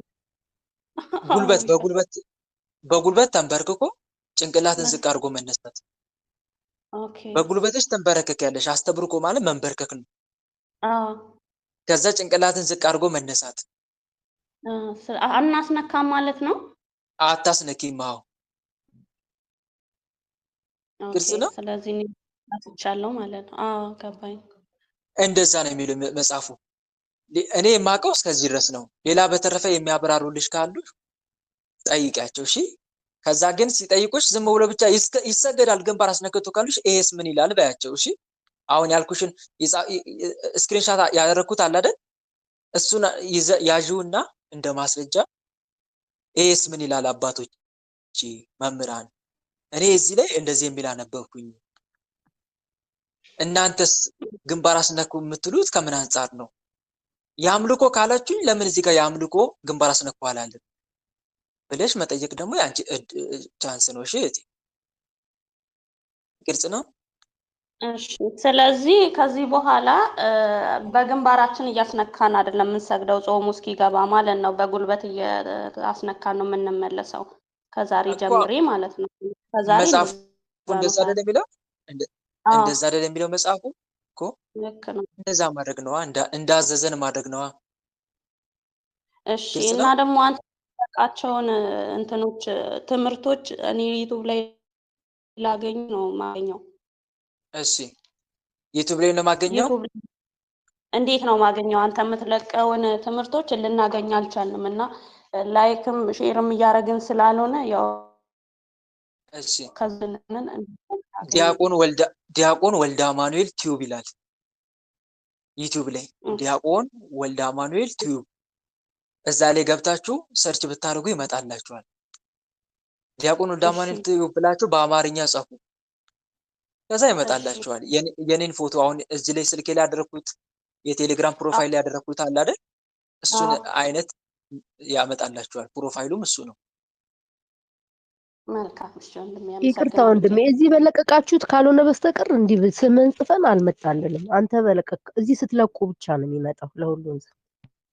መልካም፣ እዚህም ስለቅላችሁ ገብታችሁ እናንተ ሊንኩ ተጭናችሁ እዛው ያስገባችኋል፣ ወደዚያ ወስዳችኋል። ዩቲዩብ ላይ ገብታችሁ ማየት ትችላላችሁ። እዛ ሊንኩን ተጭናችሁ ከዛ ሰብስክራይብ አድርጉ። ሰብስክራይብ ስለማታደርጉ ከሆነ ሰብስክራይብ ያደረገ ሰው ነው የሚመጣለት። ግልጽ ነው። ሰብስክራይብ ካደረጋችሁ እኔ ምን ጊዜም ትምህርት በለቀቁበት ሰዓት ይመጣላችኋል፣ ይደርስላችኋል። ቀጥታ ዩቲዩብ ሲገቡ የኔን ነው የምታገኙት። ግን ሰብስክራይብ ያላደረገ ሰው ከሆነ ግን አይመጣለትም። እና ምን ጊዜም ስትገቡ ይወላችሁ ትምህርቱን ለማዳመጥ ስትጀምሩ መጀመሪያ የምታደርጉት ሰብስክራይብ ካላደረጋችሁ ሰብስክራይብ ማድረግ፣ ከዛ ላይክ እና ሼር ማድረግ። ላይክ ታደርጉና ሼር ታደርጋላችሁ። ለምታውቋቸው ግሩፖችም ሊሆን ይችላል፣ ለምታውቋቸው ሰዎችም ሊሆን ይችላል። ሼር ማድረግ፣ ከዛ ማዳመጥ ትችላላችሁ። ቀጥሎ ያለውን ግልጽ ነው። እንደዛ ብታደርጉት ትምህርቱ እየሰፋ ይመጣል። አቤት ጥያቄ አለኝ። ማለት 4 ዓመት ሆነኛል። በዓለ 50 ሰግዳለሁ ሁሌ። እሺ በዓለ 50 ሰግዳለሁ። እሺ በዓለ 50 የእመቤታችን ቀንም ግንባሬ እያነካሁ ነው የምሰግደው ነበርኩ የቆየው። እሺ ንስሐ ይገባል በዚህ? ከንስሐ አባትሽ ጋር መመካከር ነው ታለምዬ። ለወደፊቱ ግን አታድርጊ። ያኔ ባለማወቅ ነበር አይደል ስታደርጊ የነበረው? ባለማወቅ ነበር። ምንም ችግር የለውም ብዬ ነው የምሰግደው እኔ። አሁን ተግባራዊ እናድርጋ። በነገራችን ላይ ወንድሞች ምንም ችግር የለውም የሚለው ነገር ጥሩ አይደለም። ጥሩ ነው። ስርዓት እየጠፋ ይመጣል። ንገሩ። ጥሩ አይደለም። ሁላችንም የለውም የሚለው እኮ ነው ችግር የሆነው። ይኸው ሁላችንም በዘፈቀደ የምንጓዝ ከሆነ ምን ችግር አለ ምንል ከሆነ በጣም ቤተክርስቲያን አደጋ ላይ ነው የምትወድቀው። በአሁን ሰዓትም በጣም ምን ችግር አለ የሚለው ነገር ነው ፈተና እየሆነ የመጣው። ሪዝናብል ብንሆን በጣም አሪፍ ነው። የሆነ ብቻ በማስረጃ የተደገፈ ነገር ቢሆን አሪፍ ነው። ብናነብ ስርዓት መጽሐፍቶችን እንደነ ዲድስቅልያ የሲኖዶስ መጽሐፍቶች አሉ አይደል? በተለይ እነኚህ መጽሐፍቶች እኮ ከ80 መጽሐፍት ነው የሚካተቱት። ፍትሐ ነገሥትን አላልኩኝም። ሌሎቹ 8ቱ መጽሐፍት እኮ የአዲሳት መጽሐፍት አሉ። እነሱ አሁን አልተጻፉም። ማን ነው 80 መጽሐፍቶች ላይ አልተካተቱም። ምክንያቱም ለጥራት ስለማይመች ነው። በጣም ትልቅ ነው የሚሆነው መጽሐፍ ቅዱሱ። ግን ከመጽሐፍ ቅዱስ የሚካተቱ መጽሐፍቶች ናቸው። ሐዋርያት የሰሩት ስርዓት ማለት ነው። የስርዓት መጽሐፍቶች ይባላሉ። እነሱ ሁሉ አሉ። አንዳንዱ መጽሐፍቶች እንደውም በስልካችን ላይ ተጭነዋል። መጽሐፈ ቀለሚንጦስ አለ፣ ዲድስቅልያ አለ። እነኚህን መጽሐፍቶች ብናነብ መልካም ነው። ፍትሐ ነገሥት ግን ከ80 አይደለም፣ ግን የስርዓት መጽሐፍ ነው። ሰለስቱ ምዕት በ318 ሊቃውን ተሰባስበው አርዮስን ለማውገዝ በተሰባሰቡበት ጊዜ የሰሩት መጽሐፍ ማለት ነው። በማን ጠያቂነት? በቆስጠንጢኖስ ጠያቂነት። ስርዓት ስሩልኝ አላቸው። እኛ ምን ብለን ነው ስርዓት? እኛ ዝም በራሳችን አይደለም። ሱባኤ ገብተው እግዚአብሔርን ጠይቀው ነው 40 ቀን ሱባኤ ገብተው ይህን ስርዓት መጽሐፍ የጻፉት ማለት ነው። ስለ ጋብቻ ብትሉ፣ ስለ ቤተክርስቲያን አሰራር ብትሉ፣ ስለ ክህነት አሿሿም ብትሉ፣ ስለ ምግብ ብትሉ እነሱ ናቸው የሰሩት ይህ መጽሐፍ ማለት ነው። ግልጽ ነው። እና መጽሐፍትን እያነበብን ብንጓዝ መልካም ነው ለማለት ነው። ግልጽ ነው። ስርዓት አልበኝነት ይነግሳል። ስርዓት አልበኝነት ይነግሳል። እሺ የእመቤታችን የምስጋና በውግዛት ቀን የምስጋና መስገድ 21 እንደዚህ ይፈቀዳል ወይ ይፈቀዳል? በእርግጥ ይኸውልሽ አንድ ነገር ልንገርሽ፣ በቀጥታ አትስገዱ የሚል የለም። አትስገዱ ማለት ጭራሽ አትስገዱ ብሎ ስግደትን አያወግዝም። ግን ምንድነው የሚለው መጽሐፉ ስናነበው ካስተብርኮ ካርኖ በቀር ሰጊድ የሚከለከልበት አይደለም የሚለው ግንባር አስነክቶ መስገድ የሚከለከልበት። ስለዚህ በአስተብርኮና በአድኖ እንሰግድላታለን ማለት ነው ለመብራን በተፈቀደልን ስግደት አንፃር ማለት ነው። ከሷ በረከትን መቀበል እንፈልጋለን አይደል? የክብር የጸጋ ስግደት ሰግደንላት። ስለዚህ በየትኛው መስገድ እንችላለን? ግንባር እያስነካን ባንሰግድም እናረጋለን። ወይ አድኖ ወይ አስተብርኮ እየሰገድን በረከቷን እንቀበላለን ማለት ነው ከመብራን የጸጋ ስግደት። ይሄ እኮ እሑድም እንሰግዳለን አንሰግድም እንዴ? ተአምሯ ሲነበብ ቤተክርስቲያን ለመቤታችን ስግደት እንደሚገባ 3 ጊዜ ሰግድልሻለሁ፣ እሰግድ ለኪ እያላችሁ አሰግዶም እንዴ? ምንድነው ታዲያ እሱ ስግደት? ያምልኮ ነው እንዴ? ያምልኮ ነው አይደለም፣ የጸጋ ስግደት ነው። ግን እየሰገደን ያለነው ሰጊድ ነው ወይስ አድኖ ወይስ ያስተብርኩ? ምንድነው? አድኖ አይደል? ፍትሐ ነገሥቱ እንደሚያዘው ማለት ነው። በአድኖ ወይ ባስተብርኩ ብሎ የሚያዘው። ስለዚህ ከዚህ አንፃር ከመቤታችን በረከት ለማግኘት በዕለተ ቀኗ ወይ ባስተብርኮ ወይ ባድኖ እንሰግድላታለን ማለት ነው። በመጠኑ እንሰግዳለን።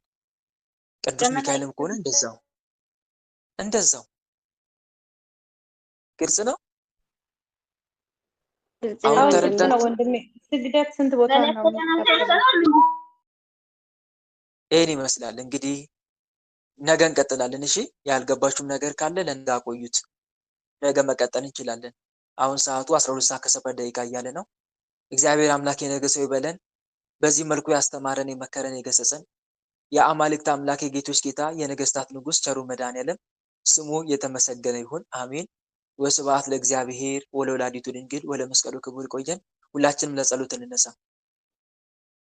በልዑል እግዚአብሔር ፊት መቆማችንን እናስተውል። መላ ሰውነታችንን በትምህርተ መስቀል 3 ጊዜ እናማትብና መርሐ ግብራችንን በጸሎት እንስጋ። በስመ አብ ወወልድ ወመንፈስ ቅዱስ አሐዱ አምላክ አሜን። በስመ አብ ወወልድ ወመንፈስ ቅዱስ አሐዱ አምላክ አሜን። በስመ አብ ወወልድ ወመንፈስ ቅዱስ አሐዱ አምላክ። ቅዱስ እግዚአብሔር፣ ቅዱስ ኃያል፣ ቅዱስ ሕያው፣ ቅዱስ ኤልሻዳይ፣ ቅዱስ አዶናይ፣ ቅዱስ ጸባኦት፣ ቅዱስ ያህዌ፣ ቅዱስ ኢየሱስ፣ ቅዱስ ክርስቶስ፣ ቅዱስ አማኑኤል፣ የአማልክት አምላክ የጌቶች ጌታ የነገስታት ንጉስ ቸሩ መድኃኔዓለም ሳይገባን እንደ ኃጢአታችን እንደ በደላችን ብዛት ሳትመለከተን እንደ ምሕረት እንደ ቸርነት ብዛት ተመልክተ መርሐ ግብራችንን በሰላም አስጀመረ በሰላም ያስፈጸምከን ለዚህ ሰዓትም ያደረስከን እናመሰግናለን። ምስጋና ይሁን ለአብ፣ ምስጋና ይሁን ለወልድ፣ ምስጋና ይሁን ለመንፈስ ቅዱስ ዛሬም ዘወትርም ለዘላለሙ አሜን።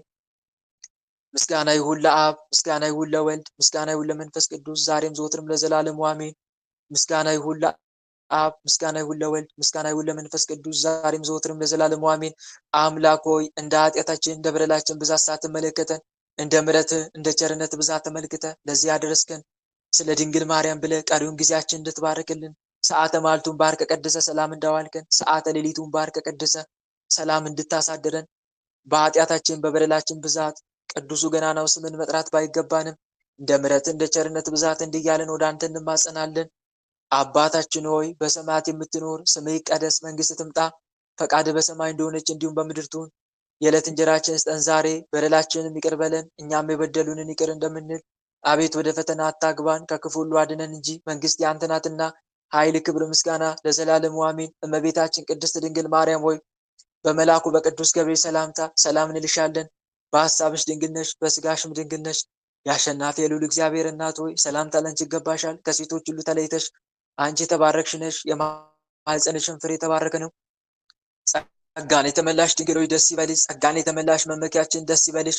ጸጋን የተመላሽ አማላጃችን ደስ ይበልሽ። ልዑል እግዚአብሔር ከአንቺ ጋር ነውና ከተወደደው ልጅሽ ከጌታችን ከመድኃኒታችን ከኢየሱስ ክርስቶስ ዘንድ ይቅርታን ምሕረትን ለምኝልን ኃጢአታችንም ያስተሰርይልን ዘንድ ለዘላለሙ አሜን። የእግዚአብሔር አብ ፍቅር፣ የእግዚአብሔር ወልድ ቸርነት፣ የእግዚአብሔር መንፈስ ቅዱስ አንድነት፣ የተወዳጇ እናታችን የመብራን አማላጅነት፣ የቅዱሳኑ ረዳትነት በሁላችን ላይ እንደዋለ በሁላችን ላይ ይደር አሜን።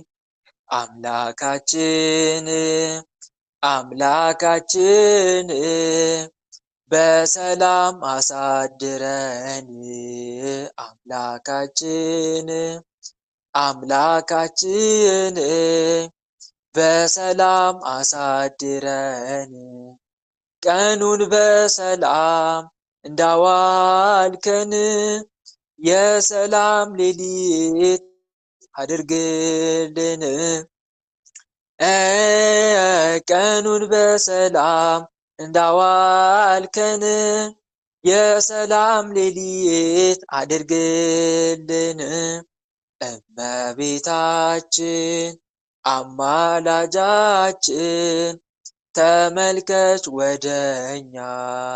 እመቤታችን አማላጃችን ተመልከች ወደኛ። የልጅሽ ቸርነት ይሁነን መዳኛ፣ ያንቺ አማላጅነት አይለየን ከኛ። የልጅሽ ቸርነት ይሁነን መዳኛ፣ ያንቺ አማላጅነት አይለየን ከኛ። ጸጋ ነሳይነ ወሕይወተ ረከብነ በኃይለ መስቀሉ ለኢየሱስ ክርስቶስ ኪያከ እግዚኦ ነአኩት ነሲያነ ጸጋ ዘእመንፈስ ቅዱስ። የፍቅር ባለቤት የሰላም ንጉሥ ሰላማዊ ኢየሱስ ክርስቶስ ሆይ ሰላምን ስጠን፣ ሰላምን ማጽናልን፣ ኃጢአታችንም ይቅር በለን፣ በሰላም ሄደን ወደ የቤታችን ገባ ዘንድ የበቃን አድርገን ለዘላለሙ አሜን። እትዎ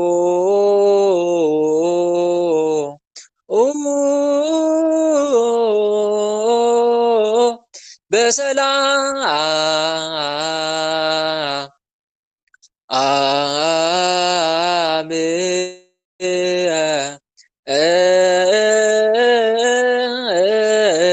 እሾህ ሳይወጋችሁ እንቅፋት ሳይመታችሁ በሰላም ወደ የቤታችሁ ያግባችሁ። አሜን አሜን አሜን አሜን። እህት ወንድሞች፣ የዛሬው መርሐ ግብር በዚሁ ተጠናቋል። እንደ እግዚአብሔር መልካም ፈቃድ ነገም ልክ እንደ ዛሬው የጥያቄና መልስ መርሐ ግብር ይቀጥላል ማለት ነው። እግዚአብሔር አምላክ የነገ ሰው ይበለን። አሜን። ነገ 28 ቅዱስ አማኑኤል አምላካችን ወራዊ መታሰቢያ ክብረ በዓሉ መልኩን እያደረስን እንድናሳልፍ ይገባል። እንዲሁም እናታችን ቅድስት ማናት በ28 ዓመተ ክርስቶስ እናታችን ወራዊ መታሰቢያ ነው። የሚቀጥለው ግን ግንቦት 28 ዓመታዊ መታሰቢያ በዓሏ ነው። ቅዱስ አማኑኤልም ይከበራል። እነኚህን ማን ነው ቅድስት ክርስቶስ ዓመተ ክርስቶስን የቅድስት ዓመተ ክርስቶስ አምላክ መድኃኒዓለም ሆይ ማረኝ፣ ፍጻሜን ያሳምርልኝ እያልን መማፀን ነው። ከሰይጣን ፈተናም ጠብቀን እያልን መማፀን። እናም ደግሞ ሶስቱ ቅዱሳን ማን ማን ናቸው ንገሩኝ እስቲ ከእናንተ ልስማ። ታላላቅ አባቶች አብርሃም፣ ይስሐቅ እና ያዕቆብ ገድላላቸው ማን ነው ገድላቸውን እየጸለይን ልንማፀን ይገባል ማለት ነው። የማረባው የማልጠቅመው ወንድማችሁን በጸሎታችሁ አስቡኝ። የፊታችን ቅዳሜ እናታችን ቅድስት ድንግል ማርያም ልደቷ ነው። ዓመታዊ መታሰቢያ ክብረ በዓሏ። እንደ ማህበራችን ዝክር አለ፣ ነዳያንን የመመገብ ስርዓት አለን። ስለዚህ በዚህ ዝክር መሳተፍ የምትፈልጉት ወንድሞቼ በፈቃደኝነት መሳተፍ የምትፈልጉ ከወዲሁ መሳተፍ ትችላላችሁ ማለት ነው። የታላቁ ሰማዕት የቅዱስ ጊዮርጊስ ዝክር በሚገባ ተዘክሯል። ዝክረ ቅዱሳን ላይ ተለቆላችኋል። ገብታችሁ ማየት ትችላላችሁ። ይህን ይመስላል። ደህና አድሩልኝ። እግዚአብሔር አምላክ የነገ ሰው ይበለን። መልካም አዳር። ትምህርቱን ገብታችሁ ላይክ እና ሼር አድርጉ። ግንቦት ወር ህይወት ያሰማልን። ወንድማችን ጸጋውን ያብዛልን። በረከትን ያሰማልን። ጸጋውን ያብዛልን።